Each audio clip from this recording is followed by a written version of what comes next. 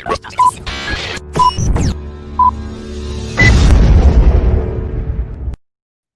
morning, happy Monday, and welcome to Adam versus the Man. We have a very normal show for you today. Is this getting boring? Is the news getting predictable again? I'm afraid so. But it looks like we've got one narrative arc of American history we could almost move past, but not quite. Talking, of course, about election 2020. Yeah, still with us. Although, hey, one thing, everybody's going, it's December. Well, worst year ever. Okay, well, this is one of those times people tend to have some like time distortionary effects in how they evaluate things. Not that it hasn't been an interesting year, but it also has not been without. Oh, don't worry, we're not doing our year-end review yet. We'll get there. But just a couple. Well, the narrative arc that we're almost ready to put away is, of course, around Donald Trump's fighting of the election results, so to speak. Is there a right way to refer to that? Donald Trump's glorious refutation of the evil leftists stealing the election from him, I think, as some of his supporters have referred to it, or as the Democrats would refer to it, the scurrilous scoundrel clinging desperately to power as a deposed tyrant. Perspective is everything, and it's clear that the left and right have neither. You have to go beyond, you have to transcend the left-right spectrum, so to speak. And when you do, you see that there are a few silver linings of this story, still worth clinging to. And I guess celebrating. Oh man, is it Mental Health Monday? I guess it is. All right. We're going to celebrate that the real winner of the 2020 election was cannabis.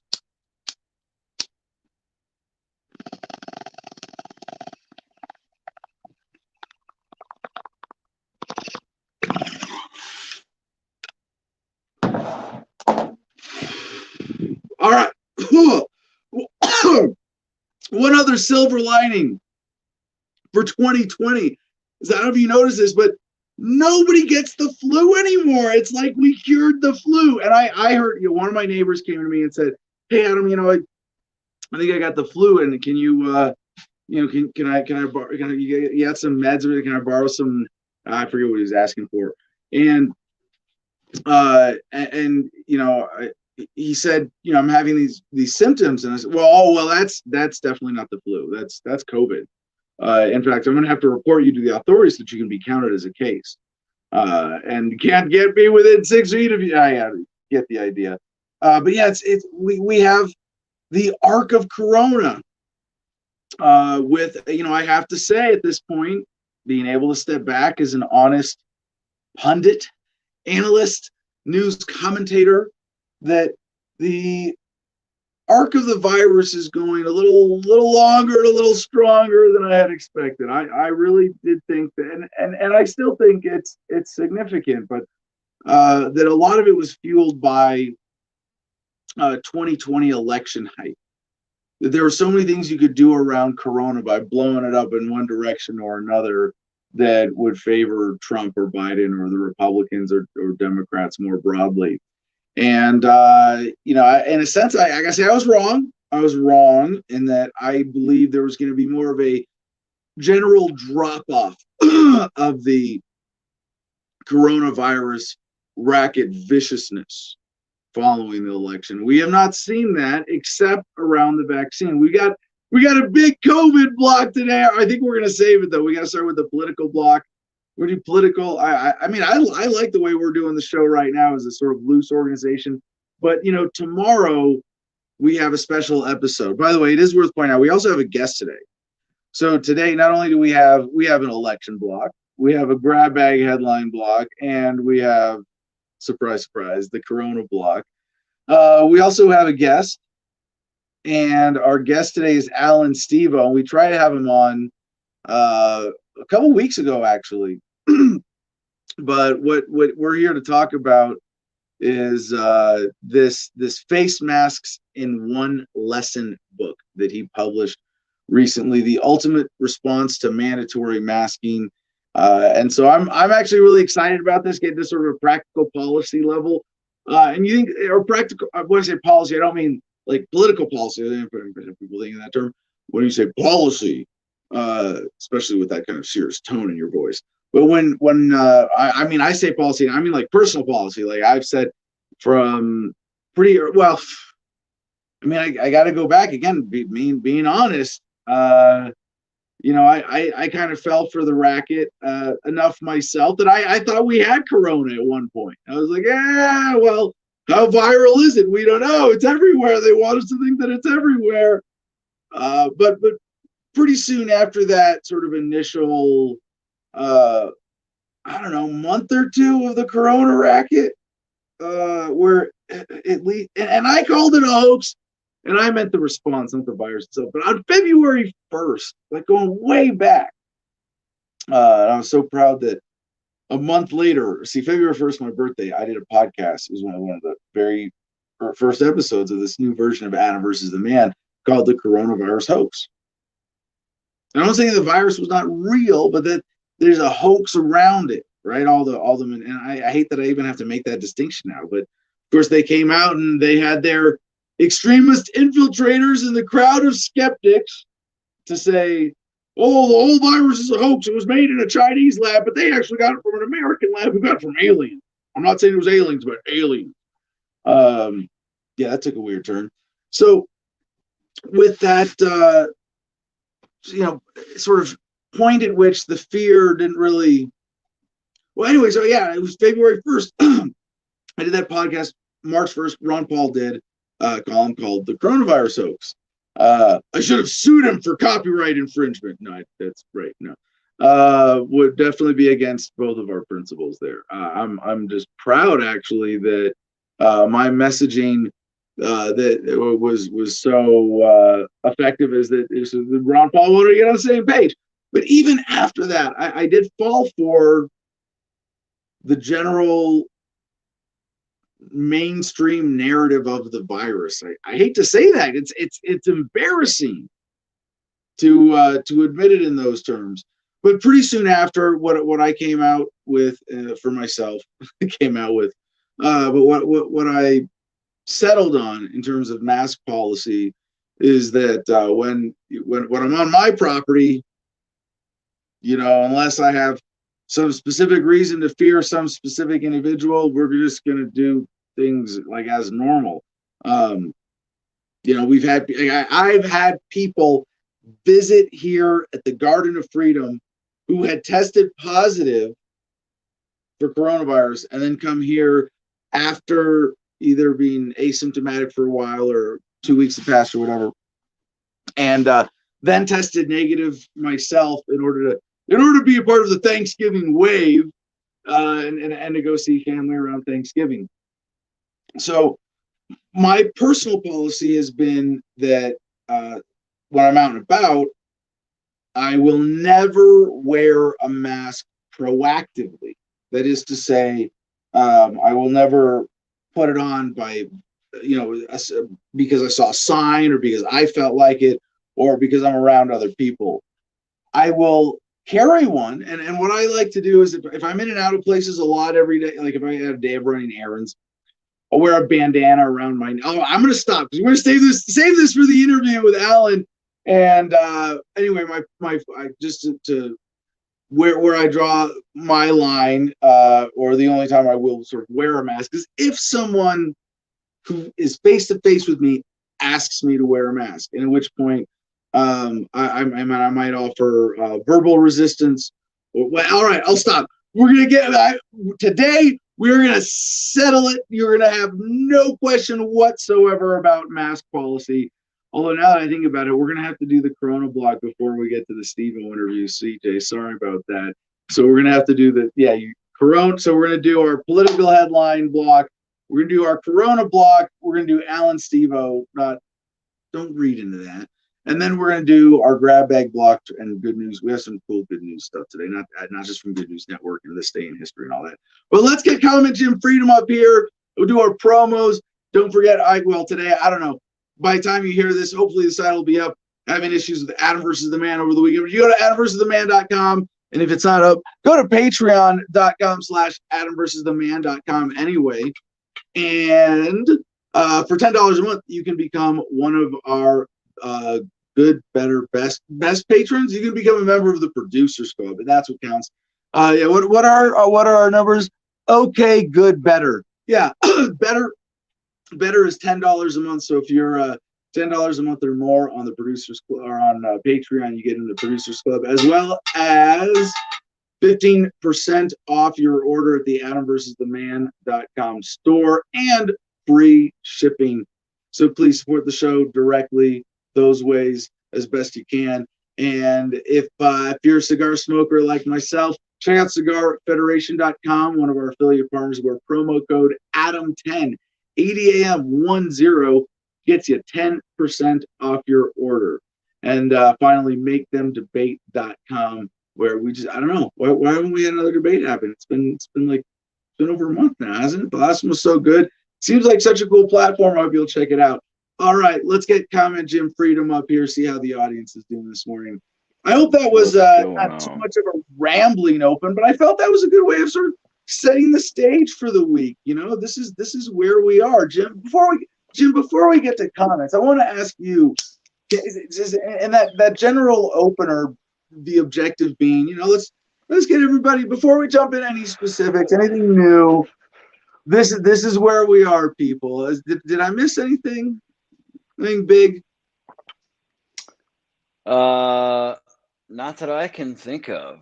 Off the top of my head, I was just sitting there thinking, after everything you said, I'm surprised CJ didn't hit you with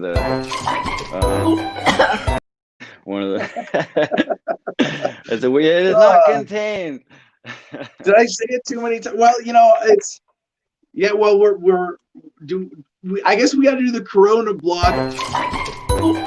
Yeah. The Karena block. Said Karen hitting you with that. We got a rogue producer. All right, I guess I can't say Karena. So that the virus block to include the Steve-O interview talking about masks, because it's going to be a lot about COVID. Shit. I can't wait to sum it up and be done with the debate of masks. That'll be a great feeling. Yeah, it's another way of, like I was saying about, like there's this. I'm sorry, I'm stumbling for words here, but I'm trying to present, you know, what I do with Adam versus the Man today is, you know, connected to all these bigger arcs, and what I'm seeing is that you could look at the news cycle, you know, a 24-hour news cycle. What is recurring in it? What are the themes over these sort of, you know, periods where, like, oh yeah, that was in the headlines a lot. In the 2020 election, you know, we know that it's going to go, like, you know, there's going to be this whole other burst of bullshit around the Georgia Senate runoff, right, and determining control of the U.S. Senate from the two Senate elections still coming or pending, and with a day of voting in early January, and then the Trump saying he won the election and was stolen from him. I'm there. It's kind of like a bigger arc, right? It's a much bigger story overall, and I'm afraid that one's going to be with us for a while. But it looks like we're getting to put a chunk of it to bed. And like with masks, at some point, masks aren't going to be a thing the way they are right now. I know that's a pretty vague, obvious statement, right? But at some point, we're going to get past the general momentum of talking about masks the way that we are right now. Either with the vaccine or everybody dies, you know, one way or other, we get to stop talking about it. And then, like, we see, like, the narrative with the vaccine, you know, we see these sort of when you get to indulge as we do in the Adam versus the Man editorial team of spending so many hours every day reading the news, you get to see these bigger arcs, and I hope that presenting that on Adam versus the Man is a valuable way for people to look at current events, because I enjoy it and I think it's helpful. But also right now, it's that there are, several, negative arcs and patterns in the news, and the virus, which shall not be named, has a lot with it. Is now a huge, overwhelming, like composite arc of stories, of narratives, and I don't know. Just, it feels like today's show title, "Is It Over?" At least that's what we're going to be hoping for with the Trump court battle side of that narrative. But I'm afraid it's not. Like these things are persistent. Like it would be nice if we could just get past all of these unpleasant threads. So in that sense, Jim, any threads that you think need to be pointed out? Well, I've been paying attention personally to it's just, I've been thinking as I'm watching videos. I've been watching Ford Fisher live in DC. The Trump crowd is starting to apparently turn violent. They're getting pretty pissed off, and it's totally reminiscent to me of the opposite side of what we had in 2016. So the Democrats all said, "Oh, look, Trump cheated his way into office, and here's how he did it, and here's how he did it," and all the mainstream media and all the Trump people just said, "No, that's not happening. You're crazy. Just deal with it." And then Yeah. 4 years later, the same exact thing happens on the other shoe. And now this side, the Trump side, saying, no, no, no, here's the evidence and here's the proof, and we were stolen from. And the mainstream media and all the Democrats are going, man, that's not true. Don't worry about it. Deal with it. They're literally just ignoring every bit of everything and just saying, just move on with it. And this is how we ended up with Trumpophiles. 6 months ago, all these people in DC that are being pissed off and breaking shit and hurting people were talking shit about the Democrats when they were doing that because they were pissed because they got stolen from. You know what I'm saying? It's a repeating cycle. Oh, I know. I know you know. I like to just sum it up as Republican tears taste just as good as Democrat tears. And you're right to point out all that. Although I would be careful to not judge, individuals by groups, because that's the collectivist. And you're doing. I mean, I know you're not doing it in like a pejorative way, but you're doing it in an intellectually just. You're being slightly. Did you see what I'm saying? Like slightly intellectually dishonest in order to make a point where you don't have to do that. You don't have to say it was the same people then who were. But you're right. There is that obvious flip. But see, so here's the bigger point we haven't really talked about, and this might be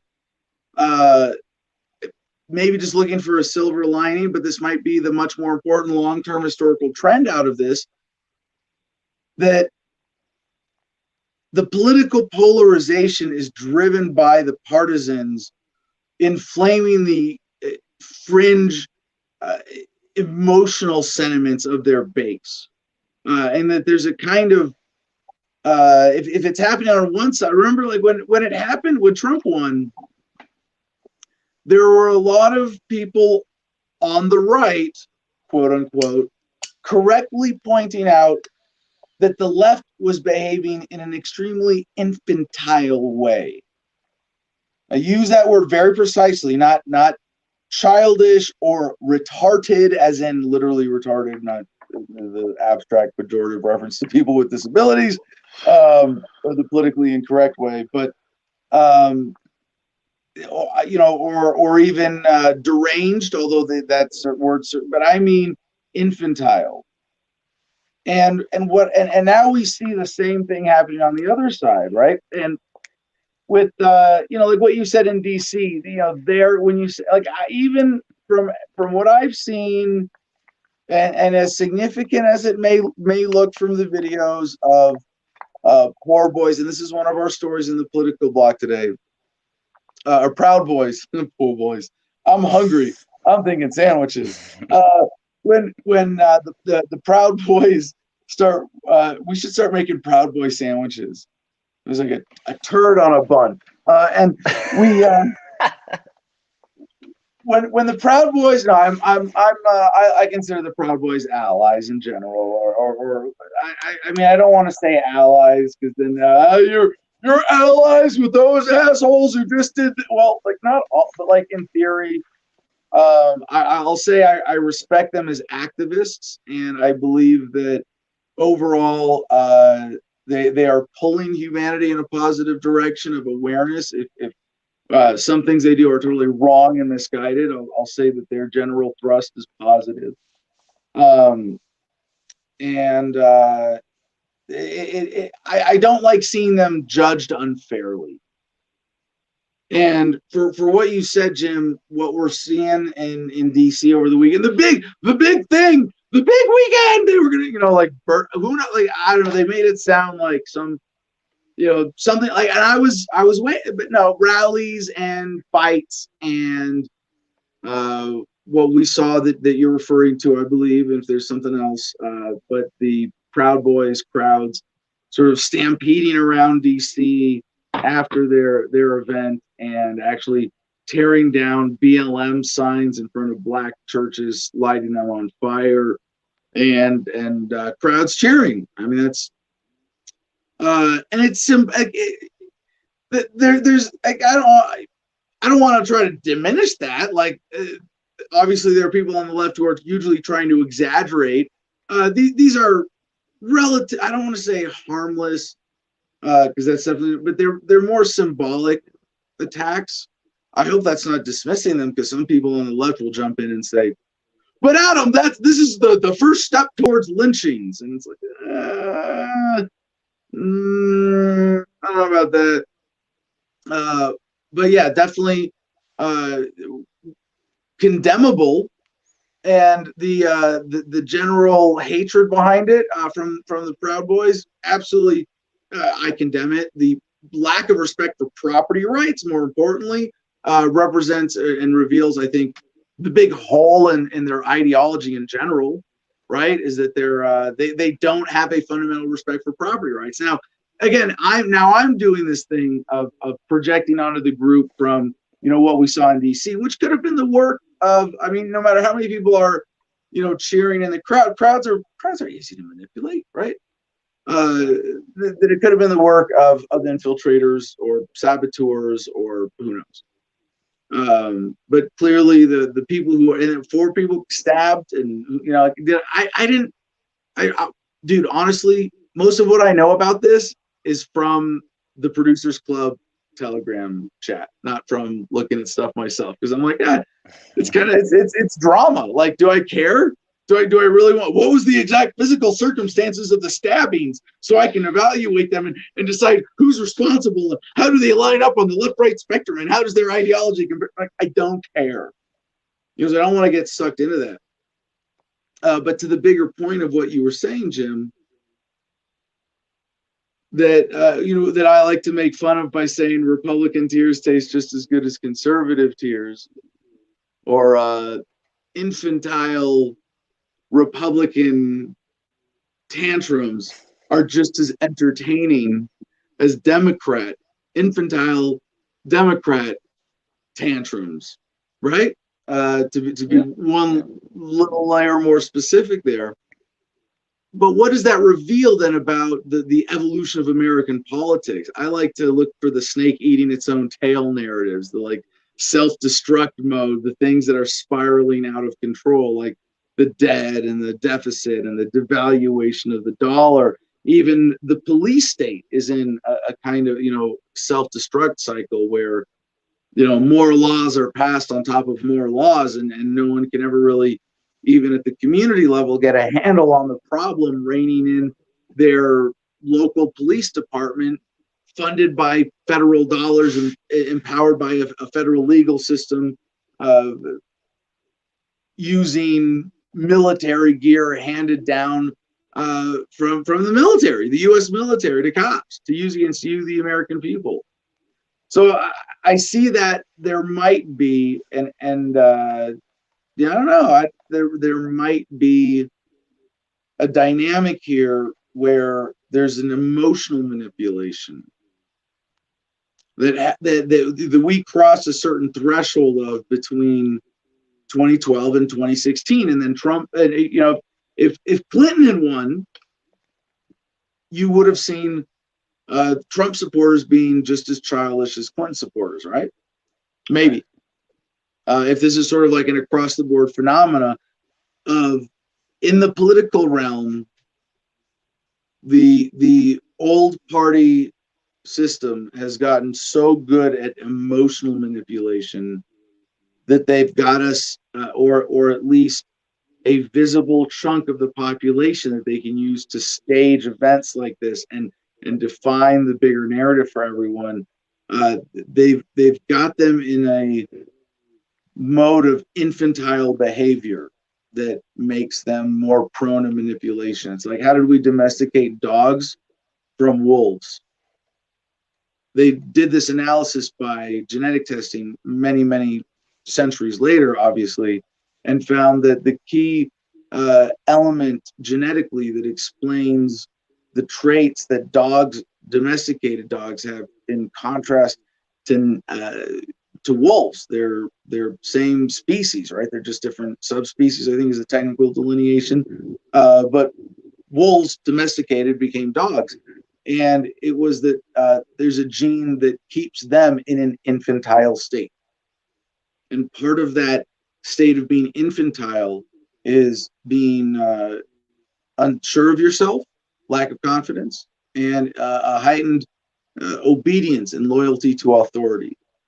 So I don't know if this applies to the entire population, but I do see a disturbing trend of political manipulation similar to that, to get us to act like loyal, obedient dogs, to sort of domesticate us as citizens, if you will, as subjects, as tax slaves.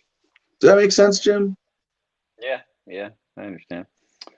And then there's, to stick with your analogy, we would be the wolves that are smart enough and aware enough of our surroundings that we can act like dogs to be among them.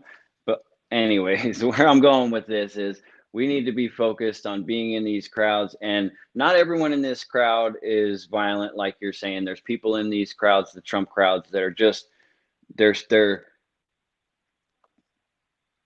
they can't believe what's going on, and they're not going to become Democrats. They're losing faith in their own party because of watching what's going on, hopefully, or that's our job, is to help them lose faith in the Republican Party and remind them that there's other options. Well, that you don't have to be lose all irrational faith, let's just say. Fair enough. Well, we better get to some comments and some segments here, and CJ has something to say. I got some producer notes. Good morning, gentlemen. Just wanted to let everybody know rumble.com/Adam Kokesh is activated. So today's show, after this show, we're going to upload it to the Rumble audience. And so if you guys are on Rumble and if you missed the show, you guys should be able to watch it in its full context, hopefully uncensored and unedited and in its entirety. And so we'll see how that goes. So again, we'll get the Rumble information on the screen here by the end of the broadcast. And like I said, they don't have live technology yet, but when Dan Bongino announces that they have the live technology to stream to Rumble, we will move the show to Rumble as well live. So, and you can watch us over there. Now, CJ, I'm not saying this as necessarily condemning of Rumble, but it's. I noticed I got an email from them and it had automatically subscribed me, I think, to Dan Bongino's update. No, I did that for you because he's the owner, and you might as well get used to addressing what he's saying, because he's the #1 Trumpophile. He is the #1 podcast for Republicans on YouTube, Facebook, Twitter, and Parler, and I mean he's the #1. I mean, so I'm inclined strongly to trust someone who presents their biases openly compared to someone who denies that they have biases, right? Well, he says that he has a libertarian audience, and I agree. There's a section of the Libertarian Party that does listen to his words. But again, it's because of his support of the president. I listen sometimes just to say, what are they whining about now?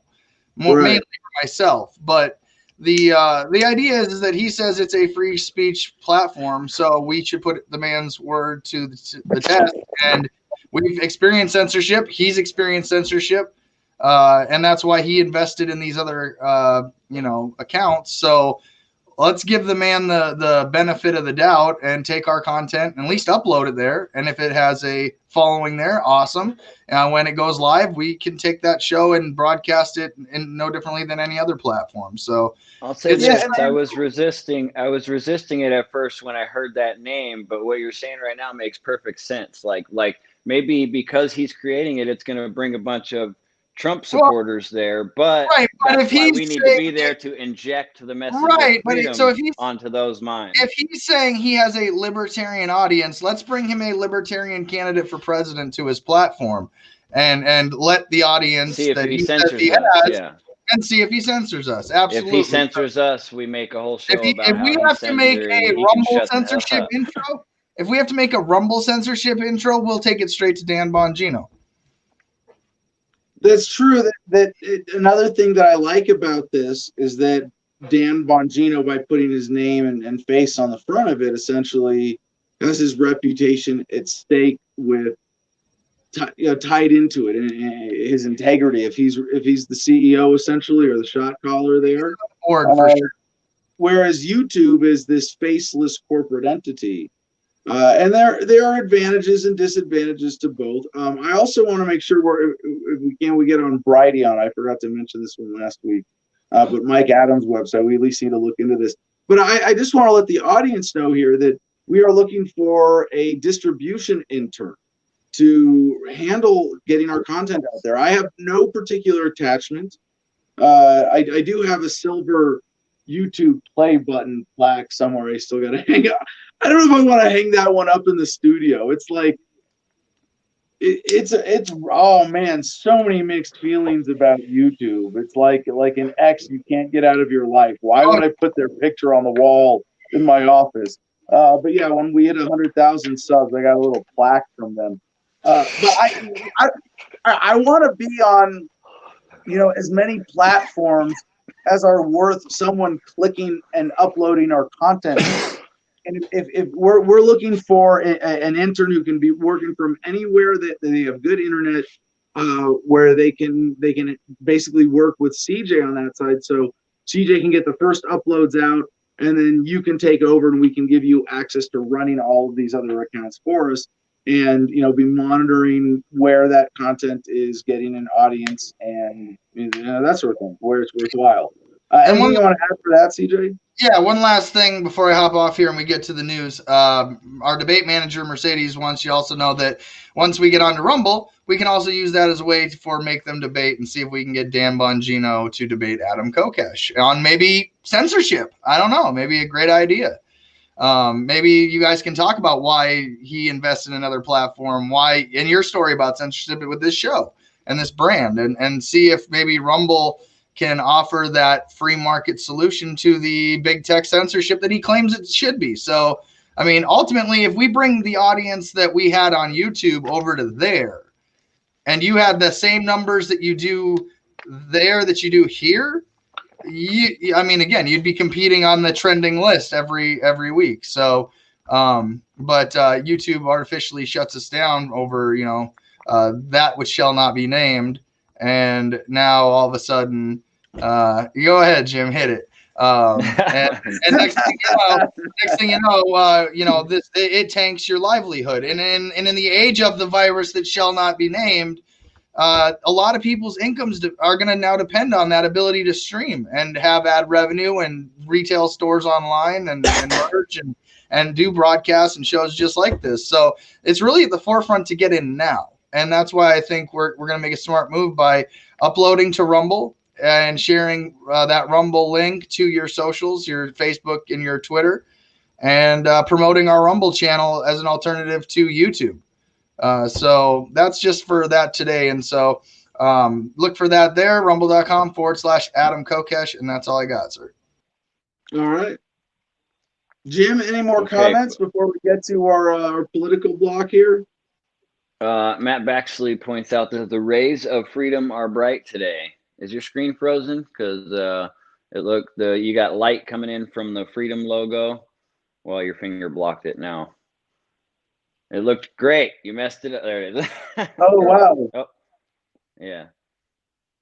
I can't really Bloods see you it. out, but it's real angelic looking. It's all majestic and etc. Let me I'll pull it up on my screen. I can monitor myself this way. All right. Any other critical comments before we get to our main political headline block? Let's get to the political head block. I'll go through the comments and pick out the best ones for the next round. Yeah, all right. We should. Well, what's our standing contest now? I don't think we have a call-in contest when we have a guest that day. That's up to you, though. Okay, no contest today. But if you say something really awesome in the comments, we might retroactively make it a contest, declare you the winner, and give you membership in the Producers Club. How about that? All right. Our first headline is from Prond.com, and this is from the Washington Post. Rosalind S. Hellerman and Elisa Viebeck. Not exactly taking this as, the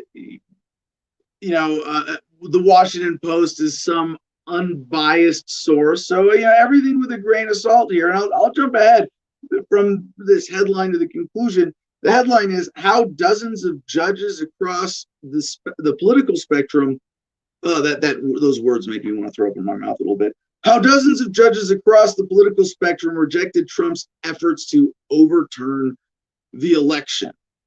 And this there's a very comforting narrative for me even here as a libertarian to go, oh, is it over? It's over.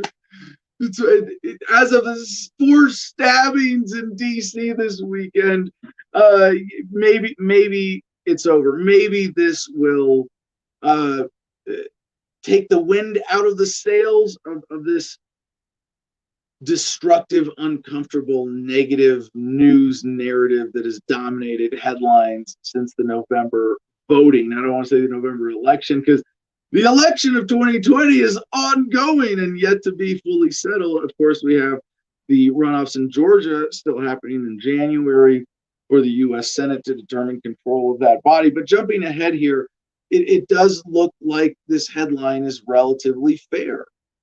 The one thing this story leaves out is how many judges are still considering or have it. And I'm not, I mean, you guys know me. I'm not, I think it's safe for me to defend Trump when he deserves to be defended, or Biden when he does, because it's clear that I don't have a horse in the race. I genuinely, I mean, I'm trying to think, few local exceptions, I don't care whether the red flavored fascism party or the blue flavored fascism party wins more elections in the United States. It really doesn't matter to me. And I'm not defending Trump here, but specifically the strategy. And people who dismiss Trump or any of the opposition in these silly bipartisan arguments, people who are cunning and effective, to dismiss them as dumb, it really is discrediting. Trump is not dumb here. There are a lot of reasons for him to do this, and I want to defend his strategy before I get into the story in 2 ways. One, that anything he can do to say, I'm rightfully president, is good for his brand, is good for his political leverage, is good for his long-term political ambitions. If he wants to run again in 24, he would be eligible. It'd be really just very, very, who knows what's going to happen with that.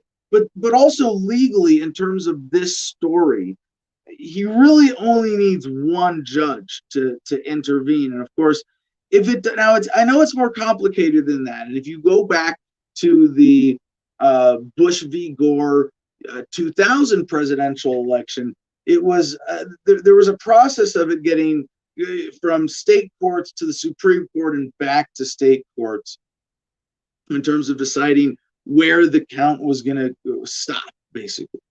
And in this case, if Trump got one judge at the state level to do anything meaningful for his chances, or to overturn the results, then it would, the Democrats, being Biden's legal team, would be right there to appeal, to take it up to the Supreme Court. And it wouldn't be as simple as, oh, he got one piece of spaghetti to stick to the wall. But there is that element to his strategy as well in a serious sense here. So to the story, they are both elected and appointed, selected by Democrats and Republicans alike. Some have served for decades, while others took the bench only months ago. One is a former high school teacher, another the first Native American woman appointed to a federal judgeship. The third worked for years for a Republican governor who's been a vocal supporter of President Donald Trump. Since the November election, they have all ruled in court against Trump or one of his allies, seeking to challenge or overturn the presidential vote in a remarkable show of near unanimity across the nation's judiciary. At least 86 judges. Now, they don't say out of how many, and this is just a little bit of liberal dishonesty, disingenuous. To me, this speaks to the bias in the story, because they said, hey, look, we counted how many judges have rejected Trump, but did we count how many have accepted him or are considered? Now, I hate to sound like I'm defending Trump here, because I'm really not. But they did point out that there was one who something, but it was not really significant, and one who was still considering. But 38 of these judges were appointed by Republicans, with some writing steering opinion. Just as an example here, the latest example came Saturday when federal district judge Brett H. Ludwig, a Trump nominee who took the bench in September, dismissed a lawsuit filed by the president that sought to throw out the election results in Wisconsin, calling the request extraordinary.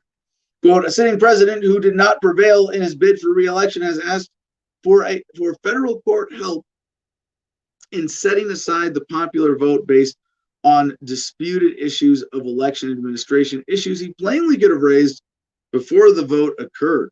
This court has allowed plaintiff the chance to make his case, and he has lost on the merits. Trump asked for the rule of law to be followed, Ludwig noted, adding, it has been. You know, there's another effect of this, because of Trump resisting here.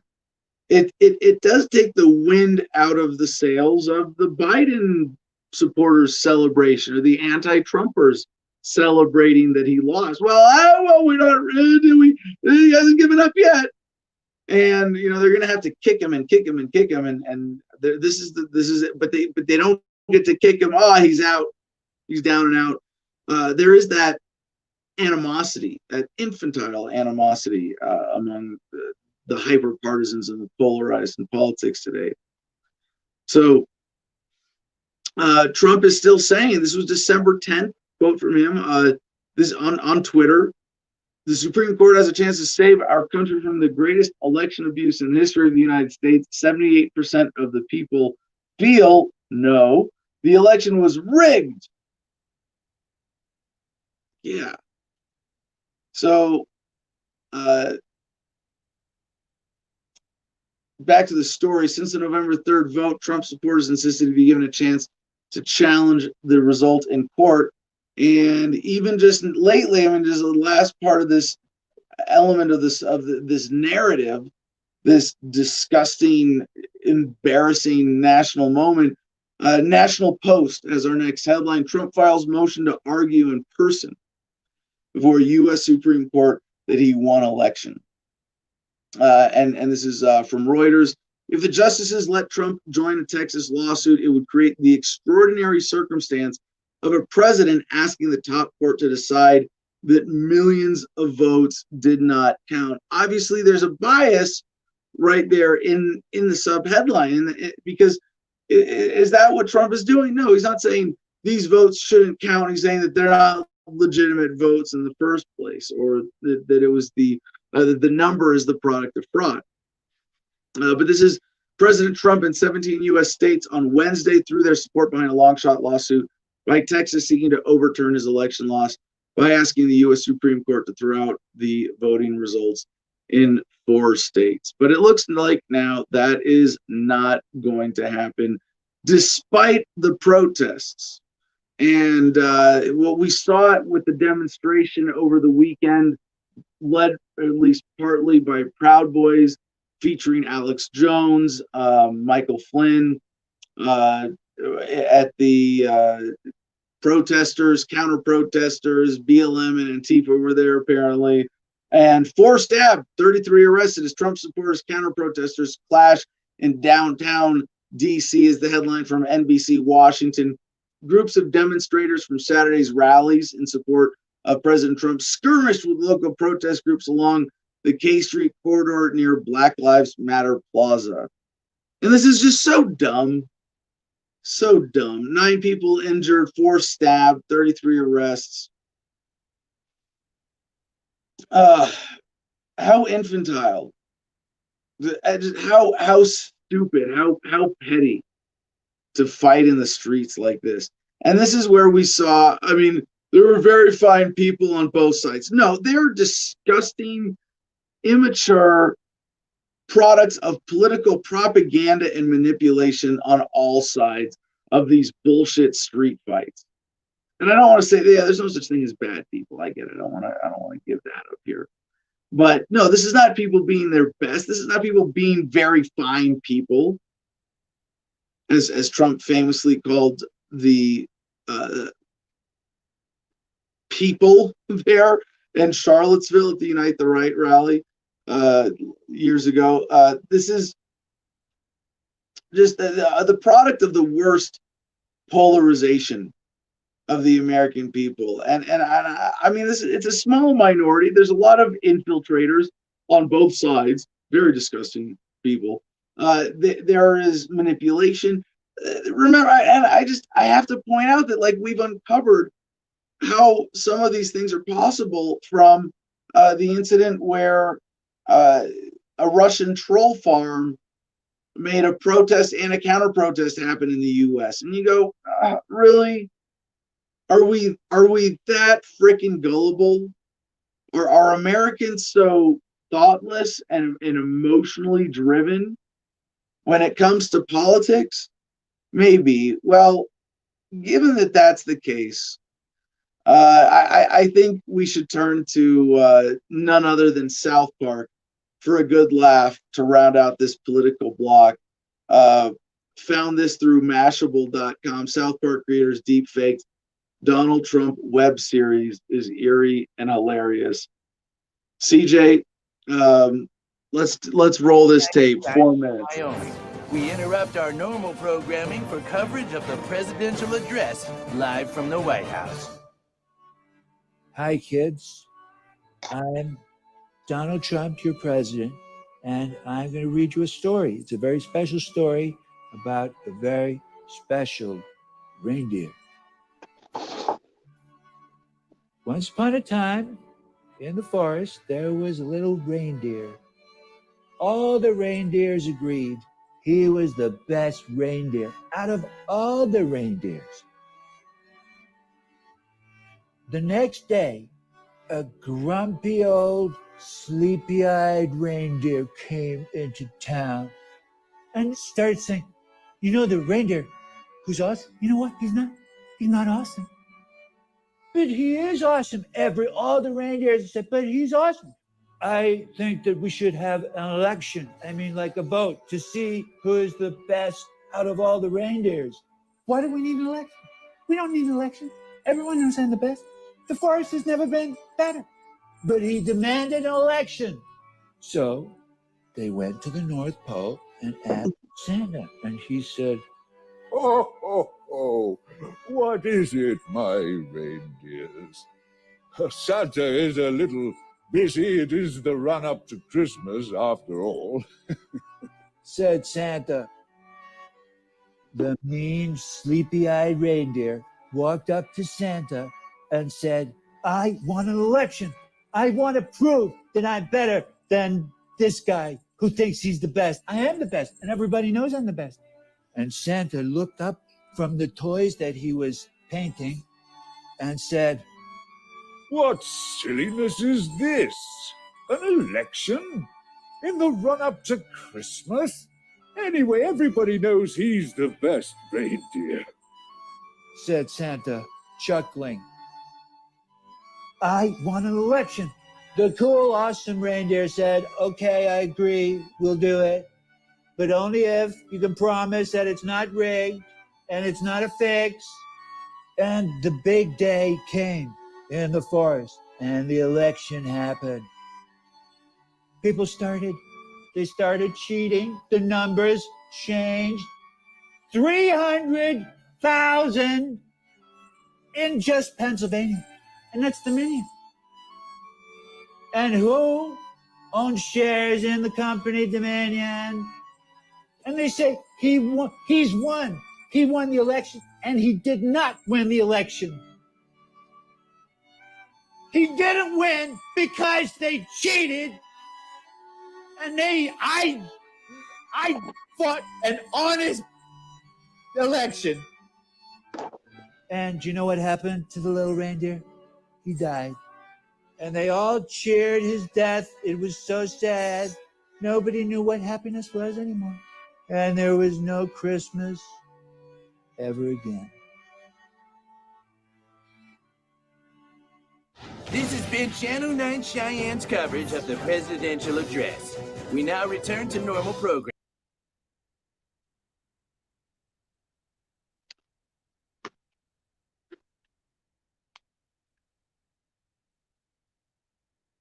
Hello?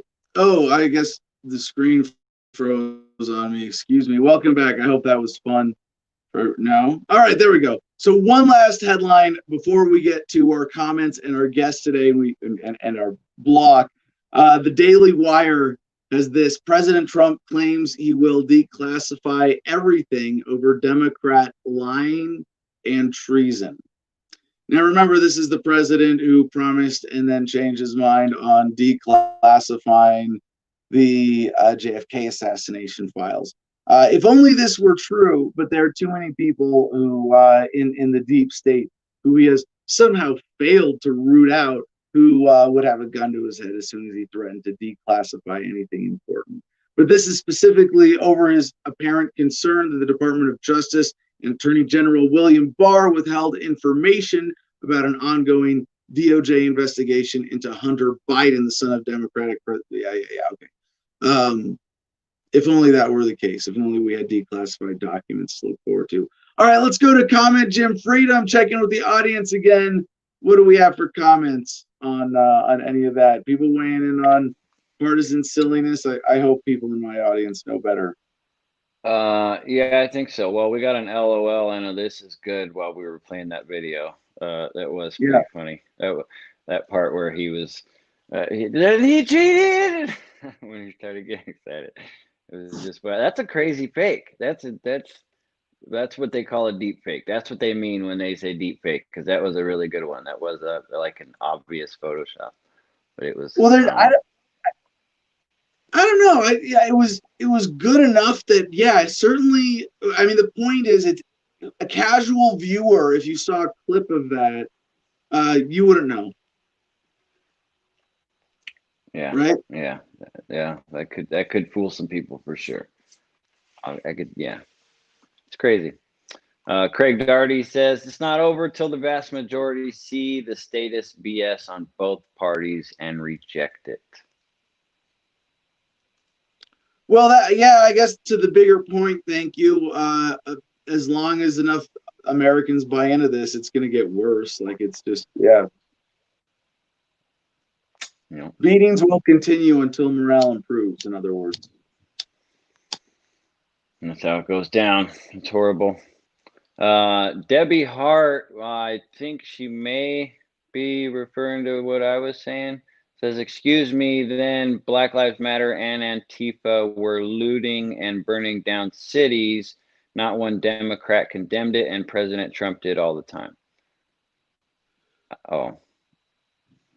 Yeah, I think she's just pointing out that there's a dichotomy, or there's an interesting just parallel, at least, between BLM as a movement engaging in property destruction, and now it's Proud Boys engaging in property destruction, although on a pettier scale by far. But yeah, it's that both sides are getting infantile, and the way both parties or old parties sort of figureheads talk about it is completely hypocritical, right? That right now Democrats are complaining about Proud Boys in DC stealing and burning BLM signs, right?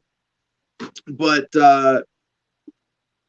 if you want to draw an exact parallel, there were certainly instances around BLM where they were stealing and I don't know about burning, but at least destroying Trump signs.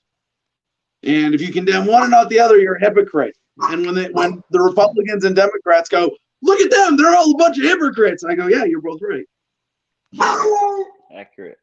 Uh-oh. All right, any other critical comments before we get to our guest? Is our guest is our guest backstage? Our guest is backstage and ready, so we should make that. All right, let's do it.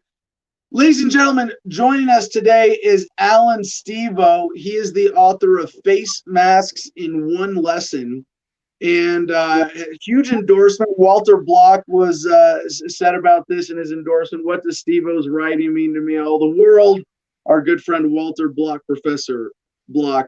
So this book, available on Amazon, provides the ultimate response to mandatory masking. And when I first heard about Alan and this book, and we've been trying to get him on for a proper interview for a while now, I was kind of hoping this wouldn't be an issue, man. I was really hoping like at this we would have, haven't we flattened the curve by now, man? The curve of tyranny, the curve of bullshit, the curve of propaganda. No, this mask thing, it does look like it is going to be an issue with us for a long time to come, one way or another, and certainly will be relevant if they try either to extend this racket with a mutation of the virus or some other new virus. Who knows when in the future? So again, the book is Face Masks in One Lesson, the ultimate response to mandatory masking, and really an irreplaceable tool.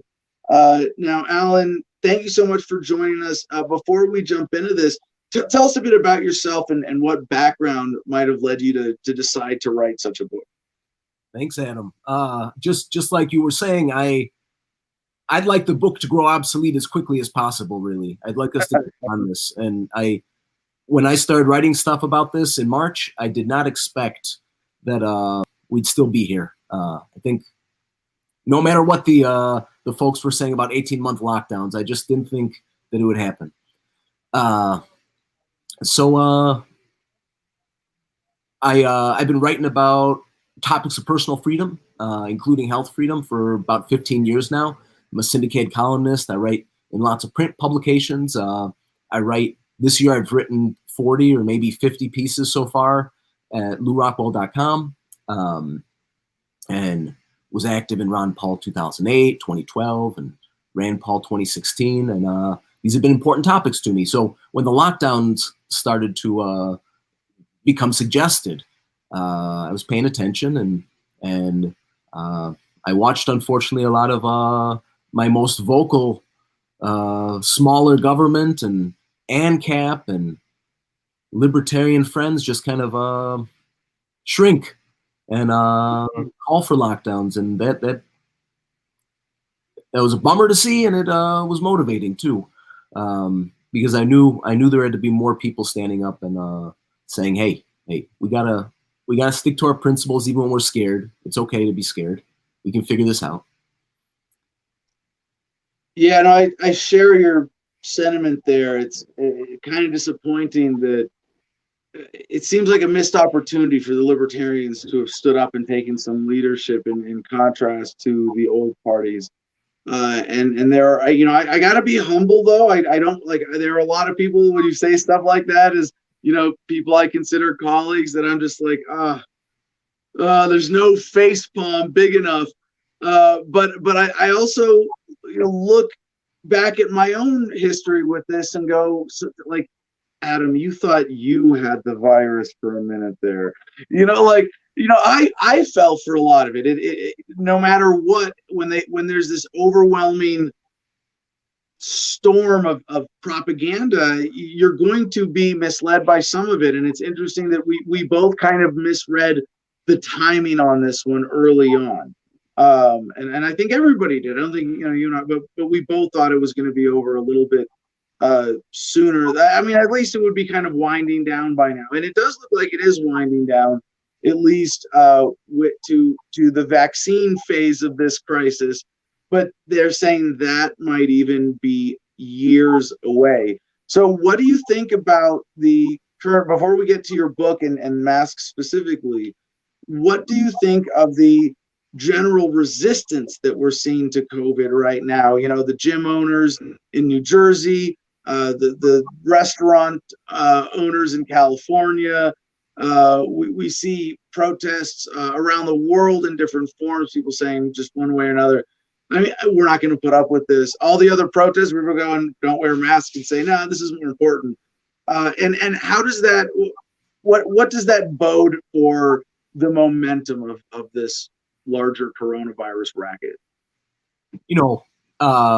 There's this essay, Isaiah's Job, that kind of written in the 1940s maybe, that says, don't look for mass movements, look for changing individual hearts and minds. That this is where the remnant needs to be sought out, this group of people that will be there no matter how bad society gets. They'll be kind of true to their values and seeking to rebuild the world the way they know it. And this is really just kind of put a spotlight. This year has put a spotlight, and it's been a gift in some ways, on who's serious, who's most serious. And it's okay. It's okay to get afraid for a time and to maybe to hide in the background. There's nothing wrong with that. No one's perfect. Everyone makes mistakes. Nothing wrong with that at all.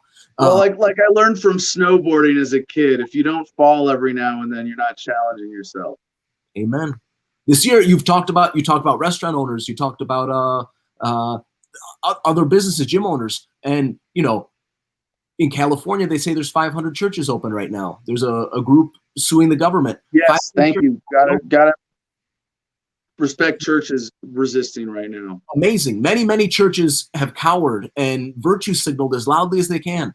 But there's this small group that is just, they say, hey, it's Sunday, we're meeting, that's how it goes. That's what we do. And there's just so many people just standing up, and it's a beautiful thing.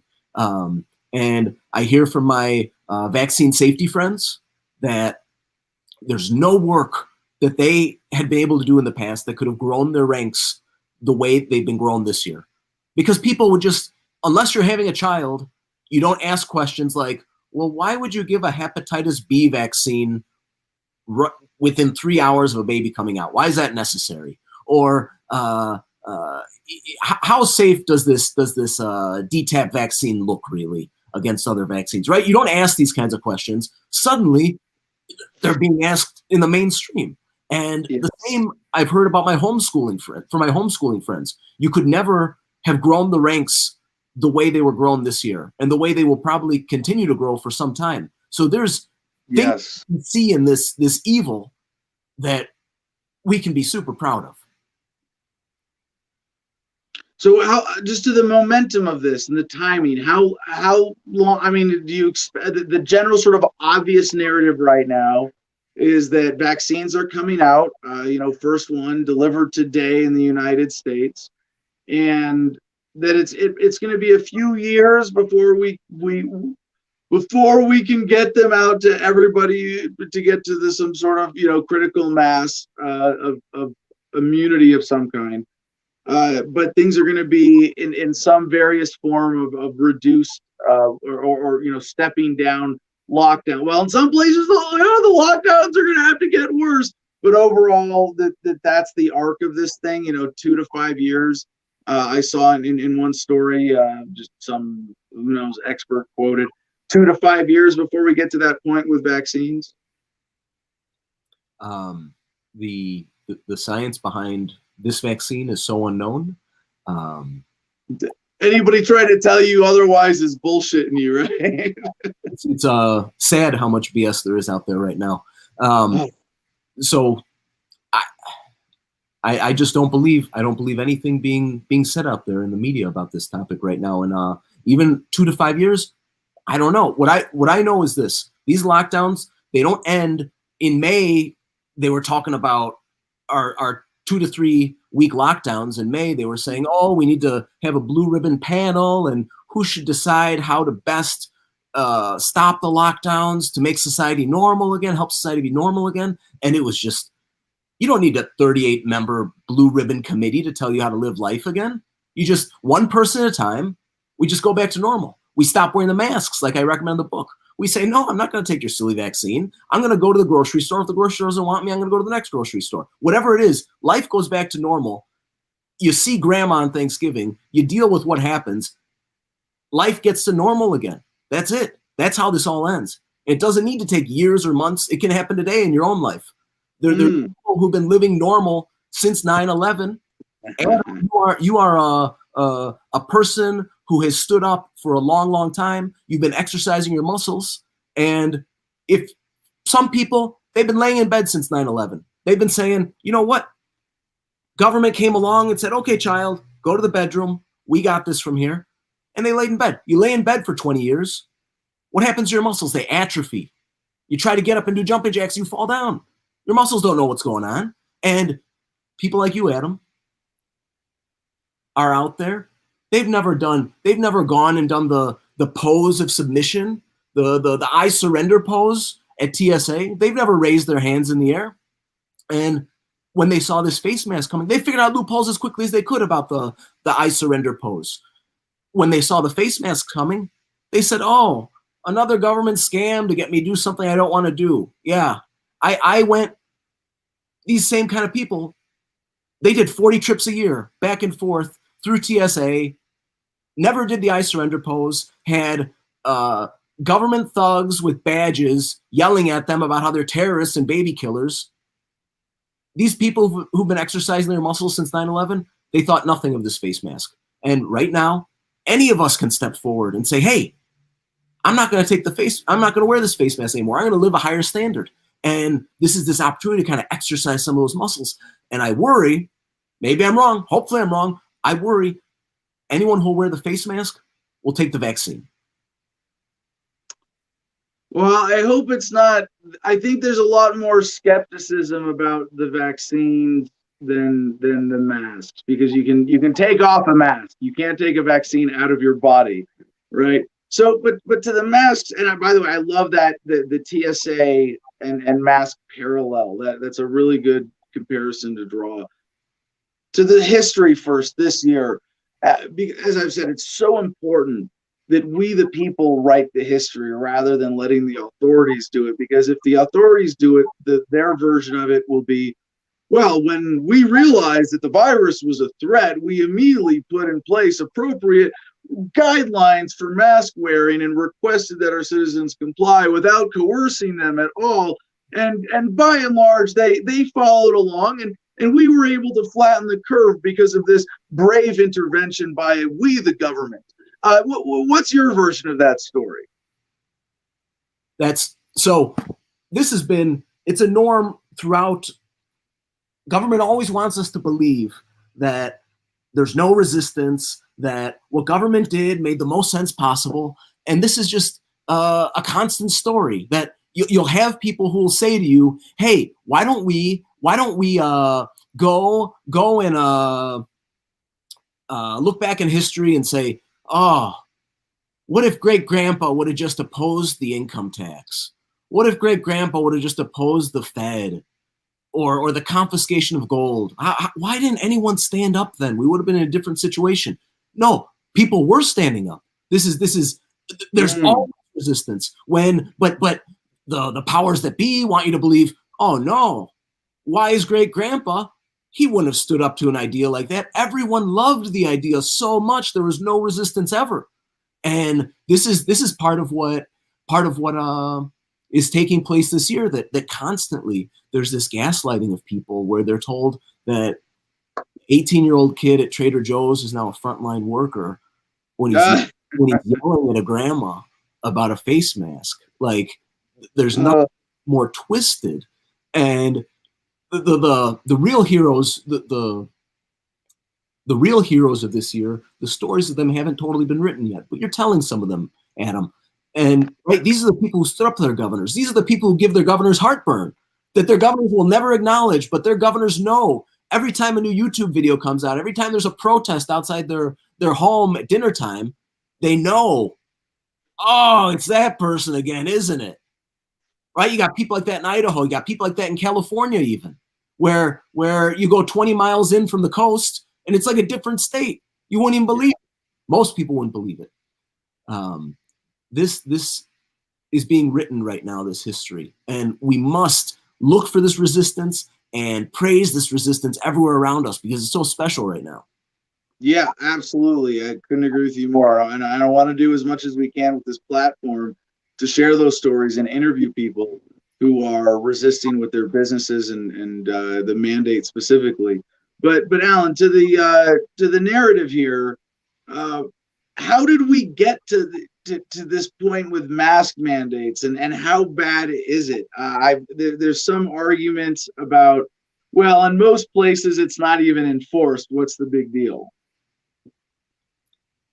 You know, it's setting such a precedent, and this is really horrific. Just the idea, you have medicine, you have public health, and the two ideas are drastically different.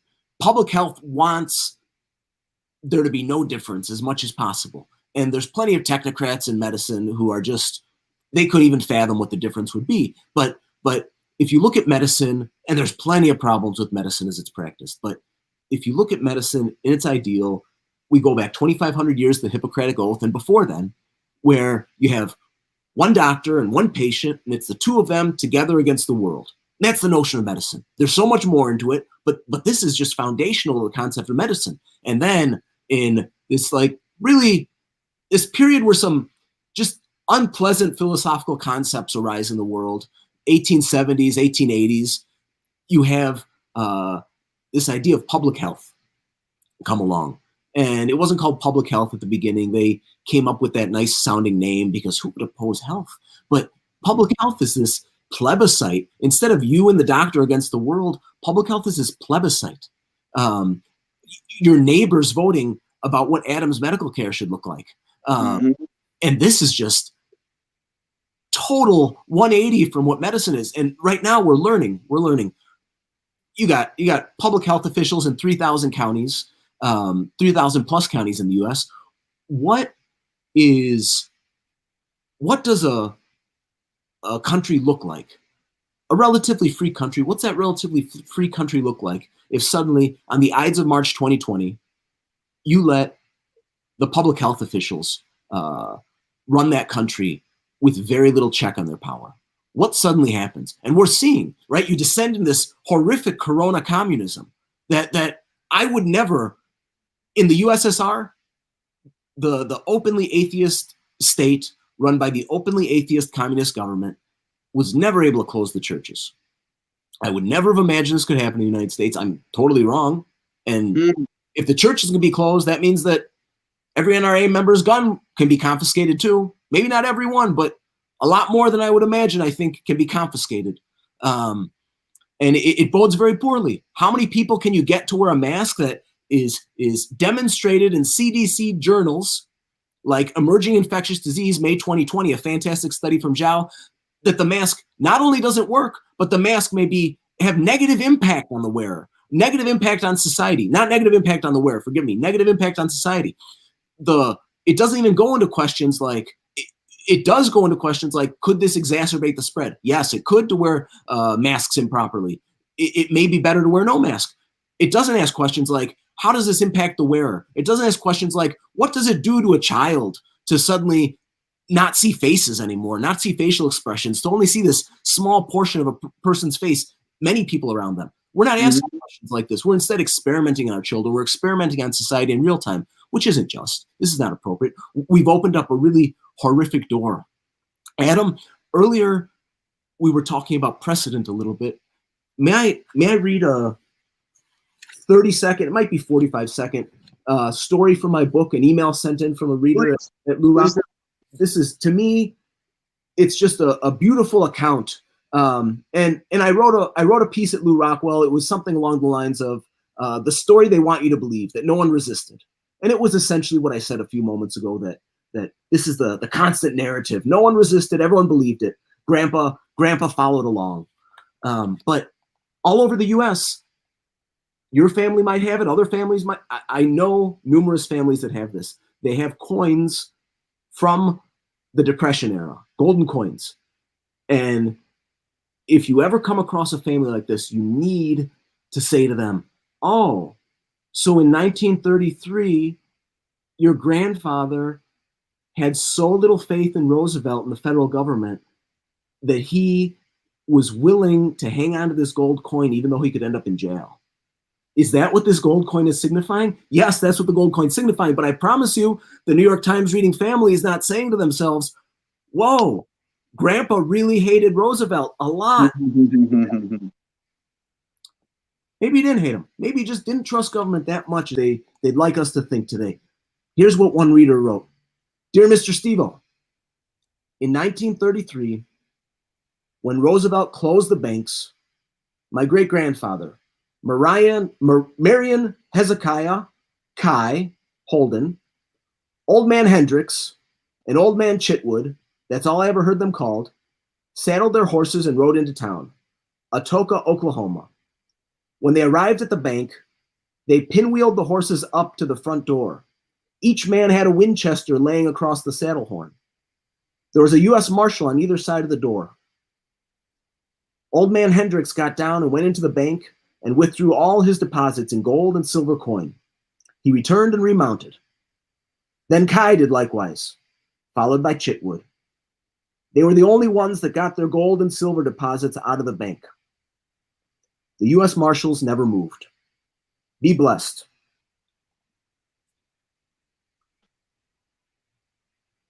We can all be doing that right now.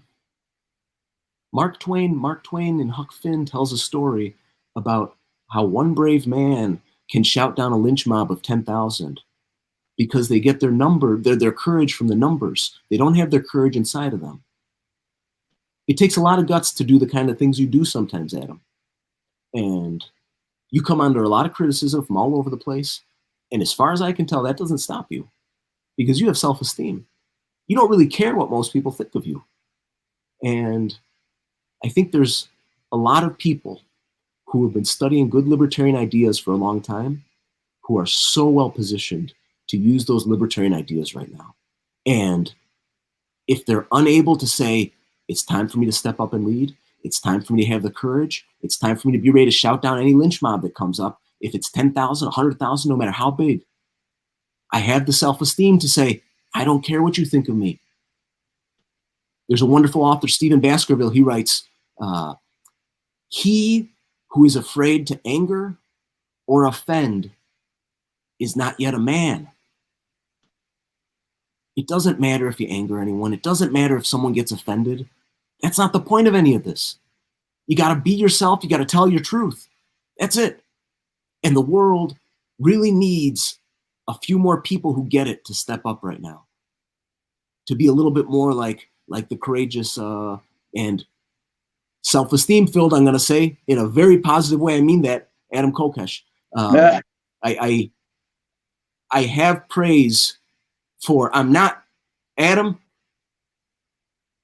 I bet there's 10 million things you've done that I don't like, but I have great admiration for people who have courage.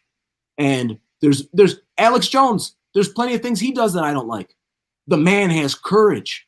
That's a man we need right now as an example. And we can channel more of that inner in us right now. Well, I would say, while what you say is true about Alex, he seems to have succumbed to the fear of the duopoly to support Trump as of late. And I would say it's quite a disgusting fall from courage on his part in that sense. But yes, he certainly has the capacity.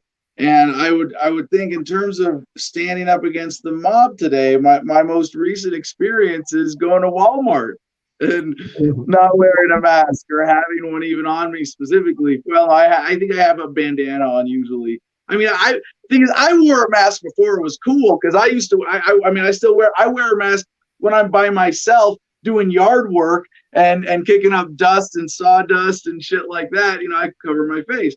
But when I go to Walmart and sometimes, you know, by myself or with one other person, we'll be the only ones in there, or next to the only ones among hundreds of people, and they're all wearing the mask. And I think they look to people who are not. You know, we don't get any resistance. I've never had a problem. I've been asked to put on a mask at grocery stores, and complied when it's an individual asking me, not someone at the door, you know, doing, oh, well, do you have a mask, sir? No, I don't. Not, thank you. But there is a feeling of standing apart from the herd today.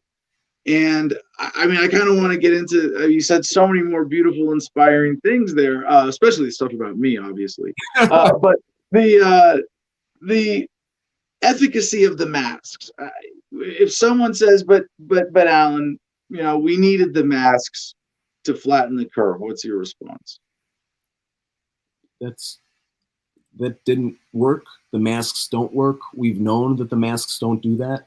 Zhao 2020, a study I pointed out already from the CDC journal Emerging Infectious Disease of May 2020, goes into, it reviews 14 randomized controlled trials with laboratory confirmed results. It doesn't use PCR testing. This is a flawed method of testing.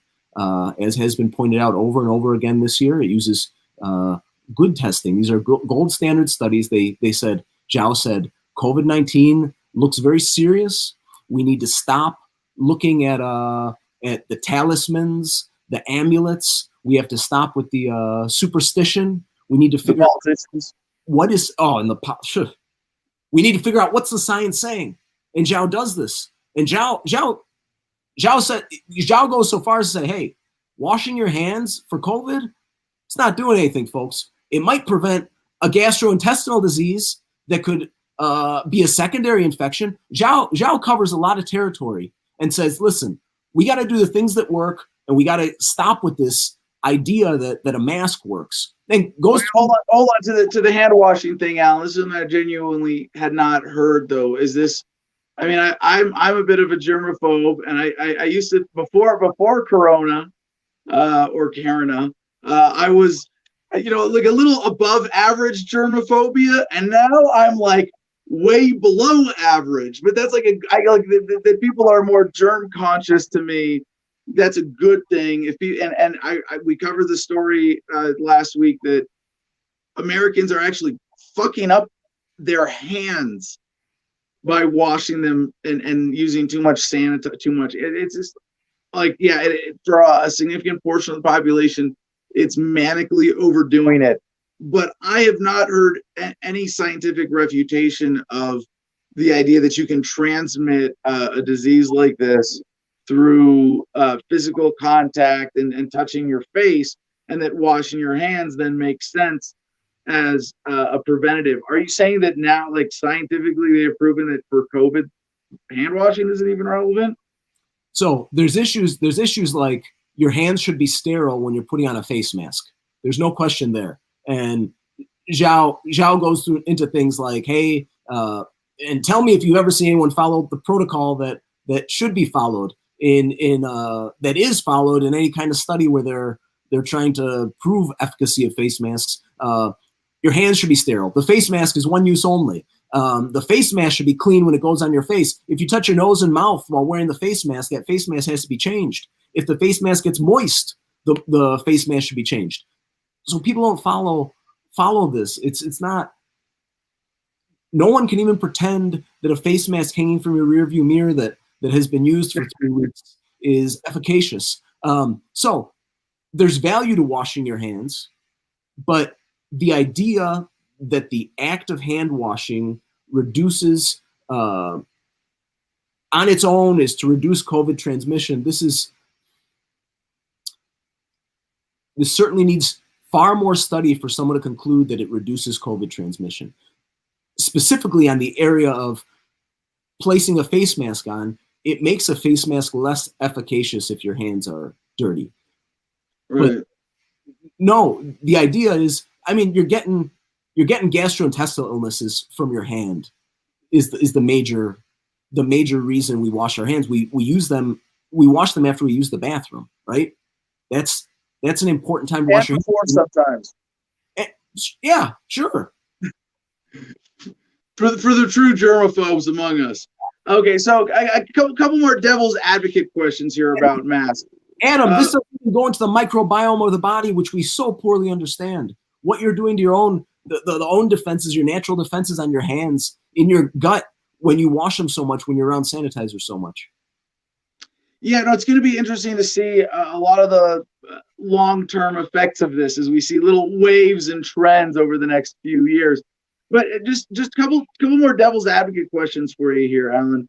Well, if masks are completely ineffective, why do doctors wear masks? And at very least, isn't it a reasonable precaution, even if I'm wearing the same dirty bandana, week after week, that I have my bandana when I'm within 6 feet of people, I pull it up so I don't accidentally sneeze on them? I think you're taking on, in that question, you're taking on a lot of the mainstream media narrative. Of course. And it's total devil's advocate here. I want you. I gave it to you that way deliberately. No, that's not useful. These masks, the dirty mask, can possibly transmit disease. It is surely having other societal impacts that we have not even considered. What we're doing right now is running experiments on our children in real time. We're running experiments population-wide in real time. It's not appropriate. That's not how free people live. So my policy has been that I will never wear a mask proactively, and I would consider responding to a sign proactive, no matter how nasty the sign is at Home Depot or at the gas station or Target, whatever, that says you can't come in without a mask. It's for your safety and the safety of our staff. But if someone, if I'm, like I said, if I'm out and about, I'll wear a bandana anyway, like around my neck. I can pull it up over my nose at any time and take it off, no big deal. But that I would wear it, and I will wear it if someone individually asks me to, or someone representing a store owner, private property. And if I might comply and say, I disagree, but I'll do this at your request, and be polite and friendly about it. And if I can take my business elsewhere, I might do that. But if I can't, it's not the end of the world, right, to wear a mask. Because just because someone shouldn't be afraid doesn't mean we should pretend that they're not afraid or poke at their fears, right? Does that make sense with your understanding as kind of a personal policy for masks? I'd like to know what can I do to get Adam Kokesh to never wear a mask again. My book, Face Masks in One Lesson, it goes into this. It goes into how to never wear a mask again. And it's not just why. That's everywhere. Why to do it, why not to do it, blah, blah, blah. This is really like at the grocery store, what do you do? If someone says this back to you, what has worked in the past for others? This is from many, many emails from readers back and forth, figuring out this topic.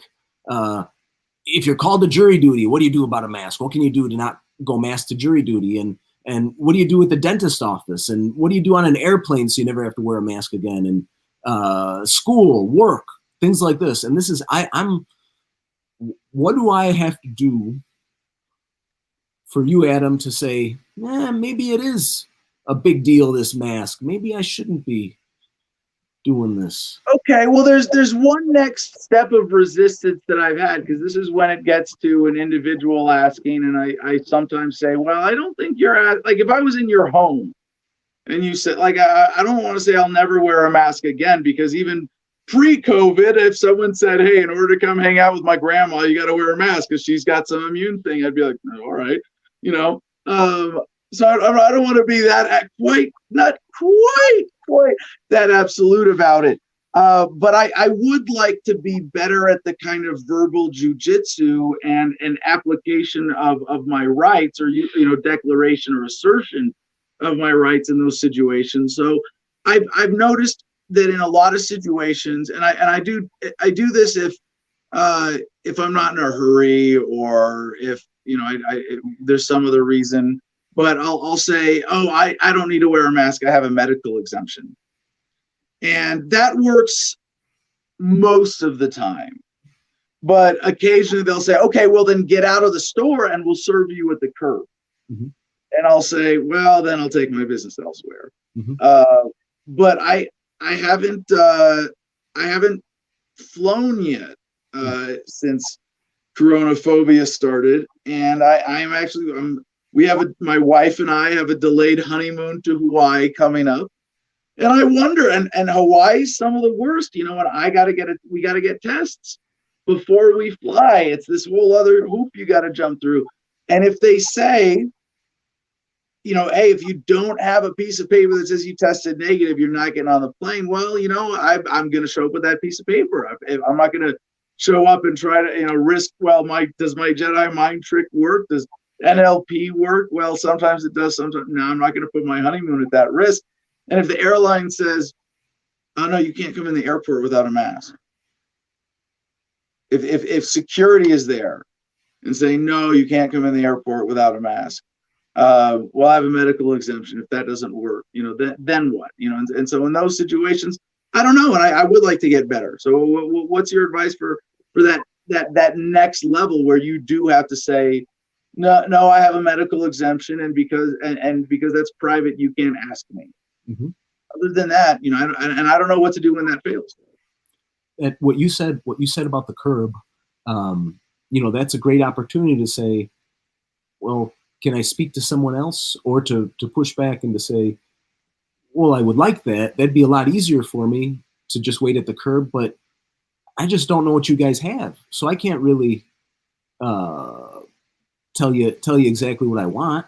And what could happen then is, you want iced coffee, they're going to go bring you the 18 different cans of iced coffee they have to the curb and say, "Do you want this one? Do you want this one? How about this one? Here's the ingredients," right? And it's, yeah, they will bend over backwards to make sure that they're not violating your rights while demanding that you wear a mask. Some people will do that. Most, when you, at least half that you say back to them, "Hey, there's Hawaii. Hawaii's been, they really put faith in those PCR tests." The masks, this is wow, it looks beautiful. You're gonna have a great time, man. Here, Hawaii with the PCR tests. There was a wonderful letter put out by 22 researchers and doctors, well regarded, that say these PCR tests don't work. When you run it above, I don't remember the threshold they used. I think the cycle threshold they said was 35. At 35, you're going to have a 70% false positive rate. At 40, you're going to have a 97% false positive rate on the PCR tests. The entire second wave, as we know it right now, is being driven by the false positives of the PCR test. Well established that these false positives exist. PCR tests should not be used. Even taking the PCR test buys into this. I hope you do not have to take a PCR test before going to Hawaii. I know someone who went to Hawaii about 2 months ago. They were supposed to go to Hawaii. They went for the PCR test. They tested positive, as is natural for a test with 97% false positivity. They didn't feel any symptoms. They then became convinced that they were sick because they were COVID positive and got quite sick. And I don't know what kind of placebo effect exists there. I have no idea. But there's lots of false positivity. Even agreeing to take a PCR test, I think, is a terrible idea. It buys into a very bad narrative. Well, I mean, I agree, but if it comes, I mean, there are a lot of things that driving on government roads sucks too, but I still do it, believe it or not. Even though I live down some great private roads here, but with this in particular, if they say, if you don't, like, how do I navigate an airport right now? Will they respect? I have a medical exemption, and you can't ask. Delta Airlines is the best for that one right now. They have the other airlines have been quite bad. United included. United's a little softer than some of the others, but Delta has if you know how to ask for it, you show up at the counter and say you have a medical exemption. You're going to say you're going to insist that you have a medical exemption. If you have one, in fact, I don't want to encourage otherwise. If you have a medical exemption, you're to go to the counter and say, hey, I got a medical exemption. Maybe the fifth person who shows up is going to know that they actually have a medical exemption instead of listening to whatever is in the New York Times or Fox News, and is going to say, okay, those quarantines being shown, that relates to PCR tests. You might be up in quarantine for some ungodly amount of time because of this horrific test. Okay, back to Delta. They're going to put you on the phone with the doctor. The doctor's job is not to represent you, to be your doctor. The doctor's job is to work for Delta and to convince you to wear a mask. And the doctor may ask, you have a doctor's note. What's your condition? Tell me this and that. He may ask lots of questions. You might say, I don't really want to talk about it, which is fine for you to say. He's going to say, well, I need you to work with me a little. I'm trying to work with you. I'm trying to figure this out with you. His job is to convince you, and he works for Delta. His job is to convince you. I've heard of conditions that doctors respect, from lung ailments to COPD to heart conditions, panic attacks, and headaches, migraines. It can be, this conversation with the Delta doctor ends up being kind of a negotiation where the doctor says, okay, you got to wear the mask. You can only take the mask off 5 minutes out of 30 minutes. Well, can we do 5 minutes out of 20 minutes? And the doctor might say, no, yes, whatever. And you kind of go from there. Another thing that I would say, go fuck yourself, doc. Medical privacy. Listen, it might work. I mean, politely, leaving out the F word, but with all due respect, doc, no, by medical privacy, I'm not talking about this. That's an easy one to maintain. A lot of people have a hard time there. I fully encourage. I encourage tough stands. If you can get away with a tough stand, I encourage it. And the book, Face Mask is One Lesson, it exists for people who don't think they can get away with the tough stand. It's a less good option. So many people wrote me saying, I did the tough stand, I yelled, it ended up being put on Twitter. I don't understand why I wasn't able to shop. And that, if you need to get to the other side of a compliance checkpoint, that tough stand might not be the right way to go. Yeah, Alan, since you raised that, let me comment on that quickly. The tough stand thing, because I think people who know my activism history go, "Oh, Adam has no problem with that," and it's like, no, I have a very specific set of skills, and it's that I've developed in the school of civil disobedience for myself. But I'm not some superhuman or even very out of the norm, in the sense that when I contradict someone, when I resist emotional bullying, when I stand up to authority, I still feel that contradiction. I still feel that emotional pull to give in, to submit. And it is a certain self-confidence that is necessary. You have to go into those situations knowing who you are and saying, I'm going to execute this play, if that's what it is, and I'm going to do so in a way that I'm not worried about being true to myself. I'm not worried about losing my cool emotionally, and I'm going to be dignified and happy with who I am doing it.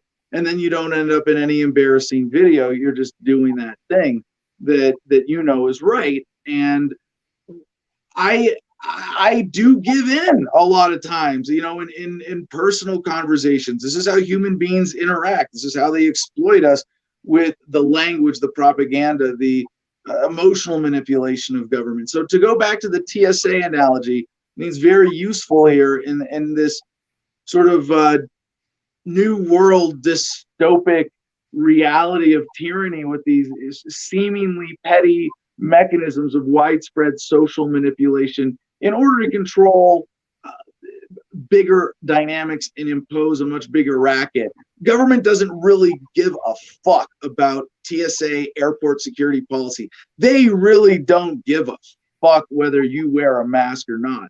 As they said during Vietnam, I think it was one of Nixon's advisors to the protests outside the White House, they can march as much as they want as long as they keep paying their taxes.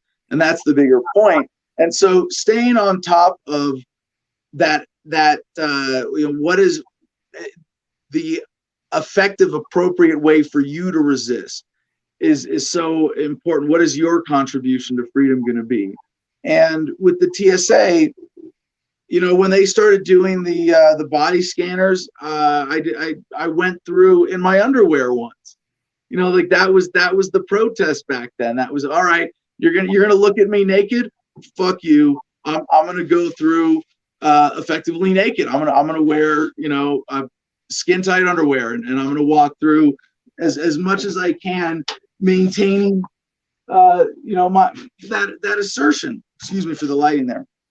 And with the masks, with the airport now, but yeah, I have opted out. There were a couple times, like I said, Alan, see, here's where I got to admit, there were two instances I was in a hurry. I was borderline going to miss my flight, and I didn't have time to opt out. If I had opted out, I would have missed my flight. And I had to weigh that and say, well, me losing my perfect record of opting out on TSA scanners and going through this one time is not worth missing this flight. But there have been other times when I've been able to say, you know what, I'm going to go all the way. I don't care about this flight. I'm willing to, like, flying home from speaking events. That was my favorite time to fuck with the TSA. But I think about this upcoming trip to Hawaii, and even with masks, I'll bend over and let them stick a finger in my butt if it's like that is what you have to do to fly. Unfortunately, if I'm not going to swim to Hawaii, I'll drive to LA, but I'm not going to drive to Hawaii. And I'm definitely not going to swim. So, when I hate to be grotesque about it, but that's the sort of blunt reality that I am going to determine in advance that I am going to put up a certain amount of resistance. And if I break through and never wear a mask, then great. But if I hit that wall and they got a gun to my head or they got a door shut in my face, wear a mask or don't fly, I'm going to fly with a mask on. Understood. Especially, I can understand you don't want to mess up the honeymoon trip with your wife. I can get that. And there's little moments in life where it's very, very easy to just say no to the mask, to say I am going to have a higher standard. And there's people out there with conditions, and there's people out there who shouldn't be wearing a mask. There's millions of Americans who shouldn't be wearing a mask. And instead of hiding at home, instead of avoiding daily activity, their usual activity, face masks in one lesson kind of goes into how to do daily activity without being having people yell at you, without having things imposed upon you. And this is a muscle we have to be exercising right now. People don't have to be saying, "Oh, I don't want to go put on a mask because I don't want to go to that place." Well, there might be. Have you looked at your local face mask order? Have you looked at that store's face mask policy? A concept that I just kind of encourage over and over again throughout the book is not to have the conflict at the compliance checkpoint. At the compliance checkpoint, the conflict's going to be amped up. You're already walking up saying, "Hey, I don't fit into the group. I'm a troublemaker. I'm not wearing a mask. Everyone look at me," right? It's already, you not wearing the face mask, already saying that. So everyone's amped up when you approach the compliance checkpoint. That might not be what you want to express at all, but that's just how it comes across when people are so fearful right now. And if you can have that conversation away from the compliance checkpoint, that's easy. So what I go into in within the first few pages of the book. And the first few pages give you a lot of meat, about 10 or 15 pages. The rest, the other 250 pages, that's for slow learners like me who maybe need to get a little bit more, do a little more reading and understand more of the aspects of things before they can go and live a more free life. The nature of avoiding the compliance checkpoint, though, can just be as simple as picking up the phone, speaking to the manager. Might take you 3 minutes, and pointing out, hey, I see you guys have a face mask policy. I'm unable to wear a face mask safely. I wanted to make sure I could come shop with you guys. 95% of them are going to say yes. Some of them are going to say, oh, we do curbside. Oh, can you wear this other PPE? Some will say no. And I go through lots of things you can do in that kind of situation. But this is really, really easy, low-hanging fruit to live a little more freely right now. It's very, and I don't want to convince people who love their masks not wear their mask, but the ones who don't like their mask and have some good reasons not to be wearing the mask, Sonoma County, California, the face mask order says if you have trouble breathing, you are exempt from wearing a face mask. I think that fits a lot of people who have every Walmart employee who I've seen wear their mask with their nose exposed would qualify, right? Michigan, where the governor is despised, is a tyrant. Michigan orders, they say they have exemptions a mile wide. It's exemptions like if you're in a house of worship, you need not wear a mask. If you're giving if you're preaching in a house of worship, you need not wear a mask. You need not keep 6 feet away. There's even an exemption for the technocrats wanted their God to be worshipped as well, the state. So there's even an exemption for wearing a face mask while voting under the Michigan order. My body, my temple. All right. Well, Alan, I guess I got just sort of one last big devil's advocate question. I'm ready, for you. Is there anybody who should be wearing a mask because of Corona? And I'm going to give you some specifics. Like if you've got someone who, say, just had a pacemaker put in, or some other, major surgery, or someone who lives with some immune disorder. Is there something are there some situations where it's appropriate to wear a mask, because of COVID, where it might be appropriate to have worn a mask in the past because of a bad flu season, but we weren't as conscientious of it, or particular, high risk, limited use, like a doctor in a surgical center, obviously hoping not to drizzle whatever into a giant open wound. But with all of those sort of possible, well, what about this? Well, what about is there anybody who do you think should still be wearing a mask even in limited situations? There's surgical masks.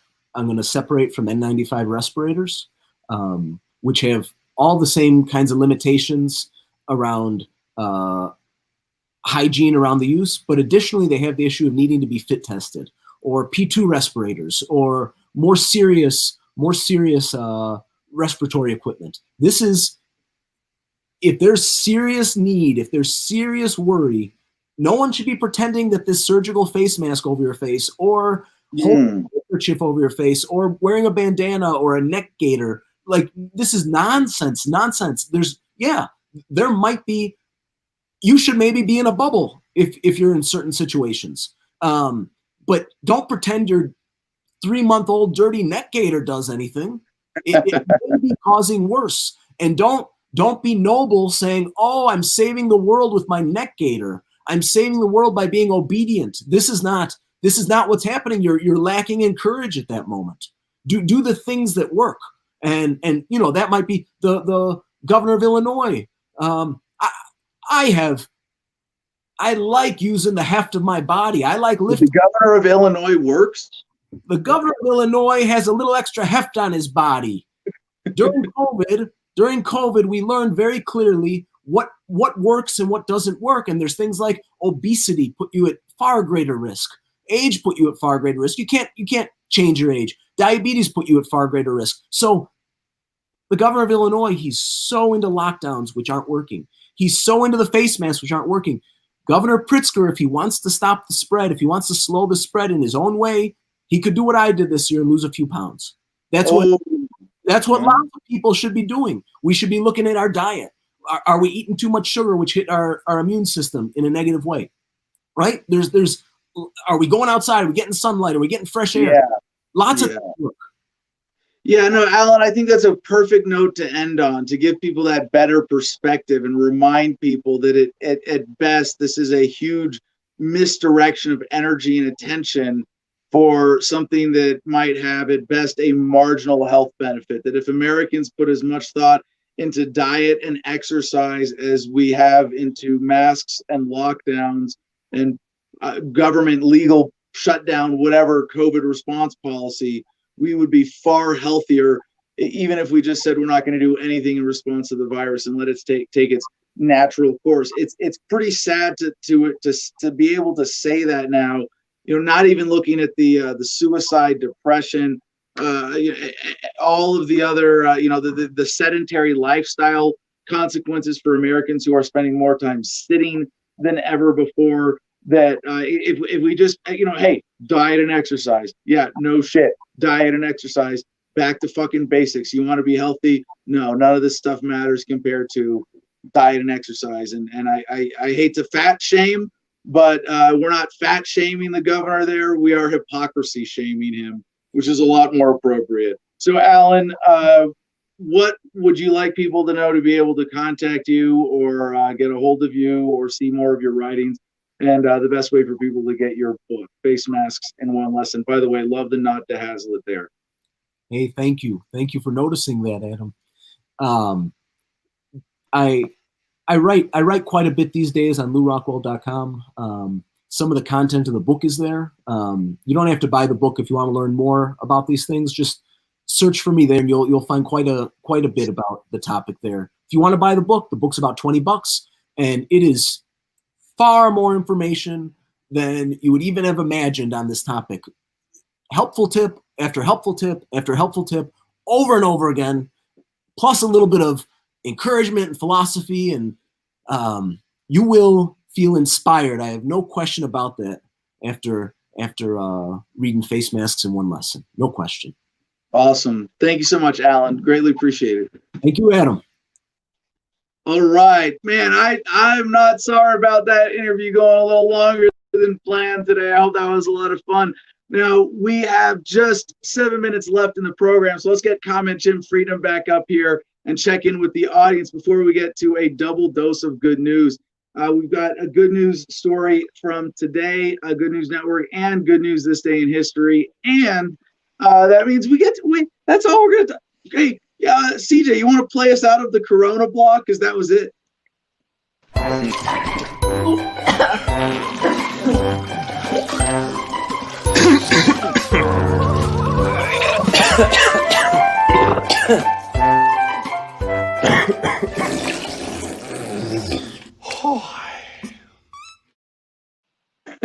Now, CJ, there's only one thing missing from that. At least the tag that says "This is not medical advice" needs to be in the audio as well, right? All right, Jim. I know we got comments on the Rona and the mask. It's a weird kind of civil disobedience. It's almost in a unique category when it's opt out of the shit that they truly. I mean, if it's really voluntary, right? Like if it were as simple as, yeah, you have to wear a mask everywhere unless you have a medical exemption, which could be as simple as wearing a mask makes me have trouble breathing. It's not. Is it mandatory? It's like, well, if you're paying attention. It's not. I don't know, but is it civil disobedience? You're not breaking a law, but you're definitely resisting a form of social manipulation. And I loved what Alan had to say about, it's not did we defeat this or do this in this moment, but did we put forth an appropriate effort to resist that manipulation? Yeah, definitely. I loved that conversation. I liked how he challenged you to, he said, what does he have to do to get you to say you'll never wear the mask again? And I understand all the points you brought up about your honeymoon and whatever. If circumstances were different, you know, you'll make the case in 90% of your interactions. This is a unique Well, no, I situation, make two exemptions. You know, personal requests, and when it's not when it's a store employee saying wear this because I'm working here, but when someone says, "Hey, when you're within 6 feet of me, could you have your nose and mouth covered?" I'll say, "Well, I'll probably just stay the fuck away from you and your lunacy." But if I have to, and I would rather de-escalate and be polite and interact with that person, that I will. And you know, I will resist in every situation as much as I practically can. And I wouldn't ask anybody to do more than that. There are times when you can do more than that and make a bigger point. And I celebrate those as well. And it's funny because you and I are debating, hey, when you're civil disobedient, should you just be a dickhead or should you go all the way? Just the tip or the full sausage? And we go, well, that and you and me wring our hands over, are we resisting enough? And like the baseline for the American public is resist what? Yeah. I have my most recent mask asking experience would have been at a Walmart. I've been to a couple. I'll say this: QT gas stations have never said, any QT gas station I went to in the entire valley, I've never said a single word about me not having a mask. They've never asked me to have one. They've never asked if I had one. Never anything. Just how you doing? Good day, and it's a good interaction. So QT is awesome. Circle K's hit or miss. Walmart, I walk in the other day, and basically what you do with them, you have to show your confidence. You have to be not assertive, just confident, I guess. And as I'm walking in, I already know without fail, every single time walking into a Walmart, the person will say, "Do you have a mask?" And I say, "No, I have a medical exemption. Thank you." And I like say it as I'm walking. They say, "Oh, do you have a mask?" "Oh, no, I have a medical exemption. Thank you." And I just keep walking. And usually by now they just say, "Okay." And the other day when I was there, I was walking in and the lady said, "Do you have a mask?" I said, "I have a medical exemption. Thank you." And she said, "Okay, thank you." And another lady was right next to me, and I saw her on the side of my peripheral vision or whatever, and she like stopped dead in her tracks and looks over at the lady, and then I could hear her because I didn't want to stop. As I was walking away, I heard her go up to the lady and say, "Medical exemption? He doesn't have to wear a mask?" Like I don't know if she was upset about it or if she might go, "Well, I have a medical exemption too. Thank you very much. Have a nice day." You know, like she was probably like, all he has to do is say that. He doesn't have to show you a piece of paper. "No, this isn't papers, please. Thank you very much." You know, because that would have been my answer to that anyways. "I have a medical exemption. Have a nice day." It's none of your business further than that. You know, if you don't want, if I'm saying if because it hasn't happened to me yet. I'm just lucky, I guess. But if they say, "Well, I don't care, you have to leave," they've done that at an AutoZone where they don't like my medical exemption, but never a Walmart. If they say, I say, "Oh, okay, no problem. I'll go to another business that defines freedom similar to the way I do, you know, instead of the way you do or whatever." I'll make some funny one-liner as I'm heading out. Say, "I'm happy to shop somewhere else. Screw you guys if you're falling for this garbage," you know. And hopefully that just plants a seed in their mind. Like, man, why does that guy resist it so much? It's just a mask, like everybody says, you know, it's just putting on a mask for 5 minutes. All he wants to do is buy some power steering fluid. Why can't you just put on a mask for 5 minutes? What's that going to do to his medical exemption? It's the point. I'm planting the seed of the point in their brain, you know, when I say, "No, I'm happy to go somewhere else. Piss off with your, you know, idiocy or whatever." Planting seeds, that's all. But Outlaw Ninja likes the old videos of you and TSA are priceless. He likes the you opting out videos on YouTube. If only that was, I don't know, if only that was all still relevant. But yeah. Yeah, it's a whole different world than when you used to do that, you know? Yeah. Yeah. Any other comments? Yeah, we got some comments. Do you have? I'm a state. Don't be a statist. Do you have a mask? No, but I stayed at a Holiday Inn Express last night. Is that okay? Oh, I hope I get to use that line on video. Let's see. Walmart is public funded, if I'm not mistaken. Well, they do get public subsidies. They get corporate subsidies from the government. You could, I'm sure, somewhere along the line, but yeah, they're not fully, obviously, funded by them. Let's see. Troy Lee 007. Oh, he was talking about something. Take that friggin' mask off. I don't wear a mask unless they tell me, he says. So he's sort of like you, I guess. He resists it unless somebody specifically walks up. You're probably a level beyond that because they have to ask. I've never had anybody literally come up and say, will you wear a mask when you're within 6 feet of me? Like, personalize it like that. You know what I mean? I've never had anybody. Yeah. Just put your mask on. No, don't worry about it for me. I hear that. Like, or like I'll be interacting. Like, it's for everybody else. I'll be shopping and need an employee's help finding something, and not be wearing a mask. And they'll, oh, you're not wearing a mask. I guess I'm not either. Good call. Let's see. Let's see. There was some other ones I wanted to get to, but I've done lost them. Don't be a statist says TSA do get very upset when you refuse the body scanner. They use the timeout strategy. You can refuse the scan, but it'll take them 30 minutes to get the pat down guy to touch my wiener.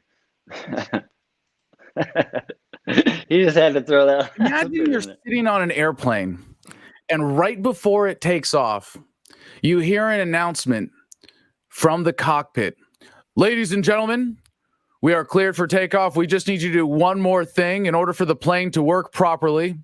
In order to make sure that the terrorists are not on board, we need you all to pick your nose. That's right. You just need to stick your finger up there and hold it until after takeoff. We're going to have the flight attendants. They're going to go up and down the aisle, and they're going to make sure that everybody's got their finger in their nose in order for us to be able to take off. What would you think?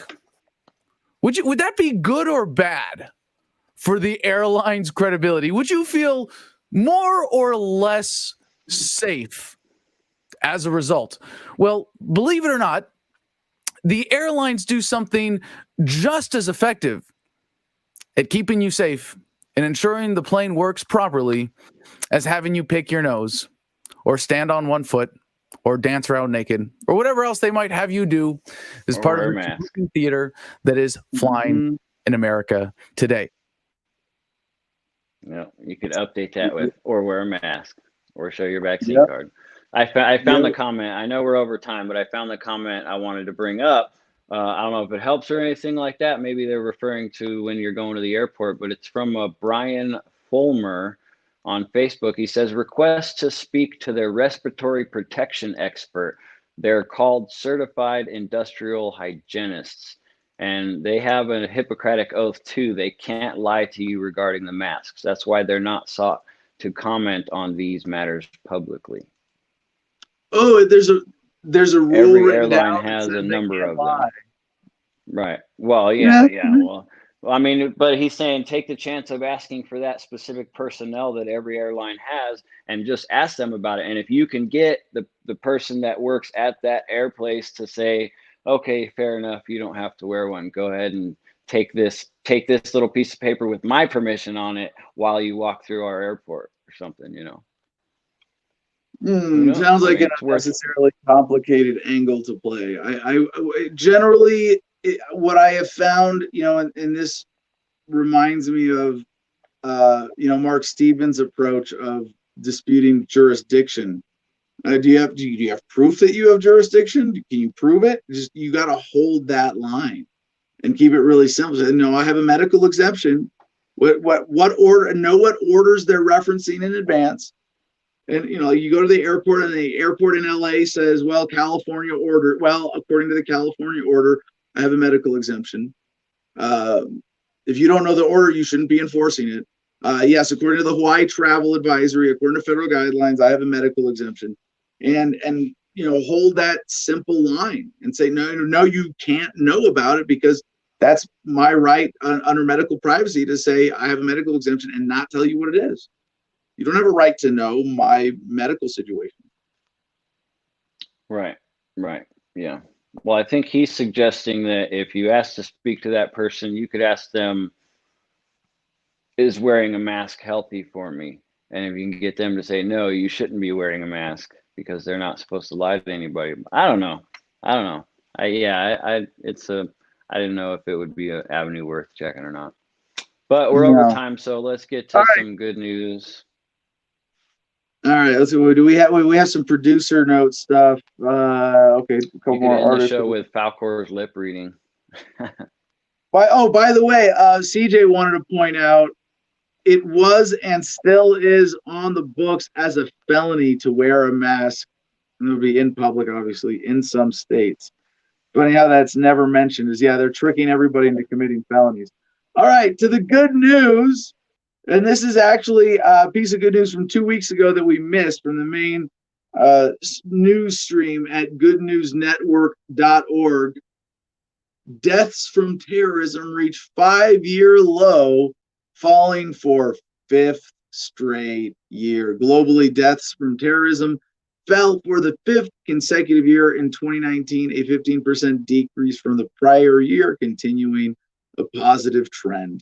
The 2020 Global Terrorism Index reports this week that deaths from terrorism peaked in 2014, and the number of deaths has now decreased by 59% since then. The annual report, now in its 8th year, is developed by the think tank Institute for Economics and Peace, which uses a number of factors to calculate its score, including the number of incidences, fatalities, injuries, and property damage.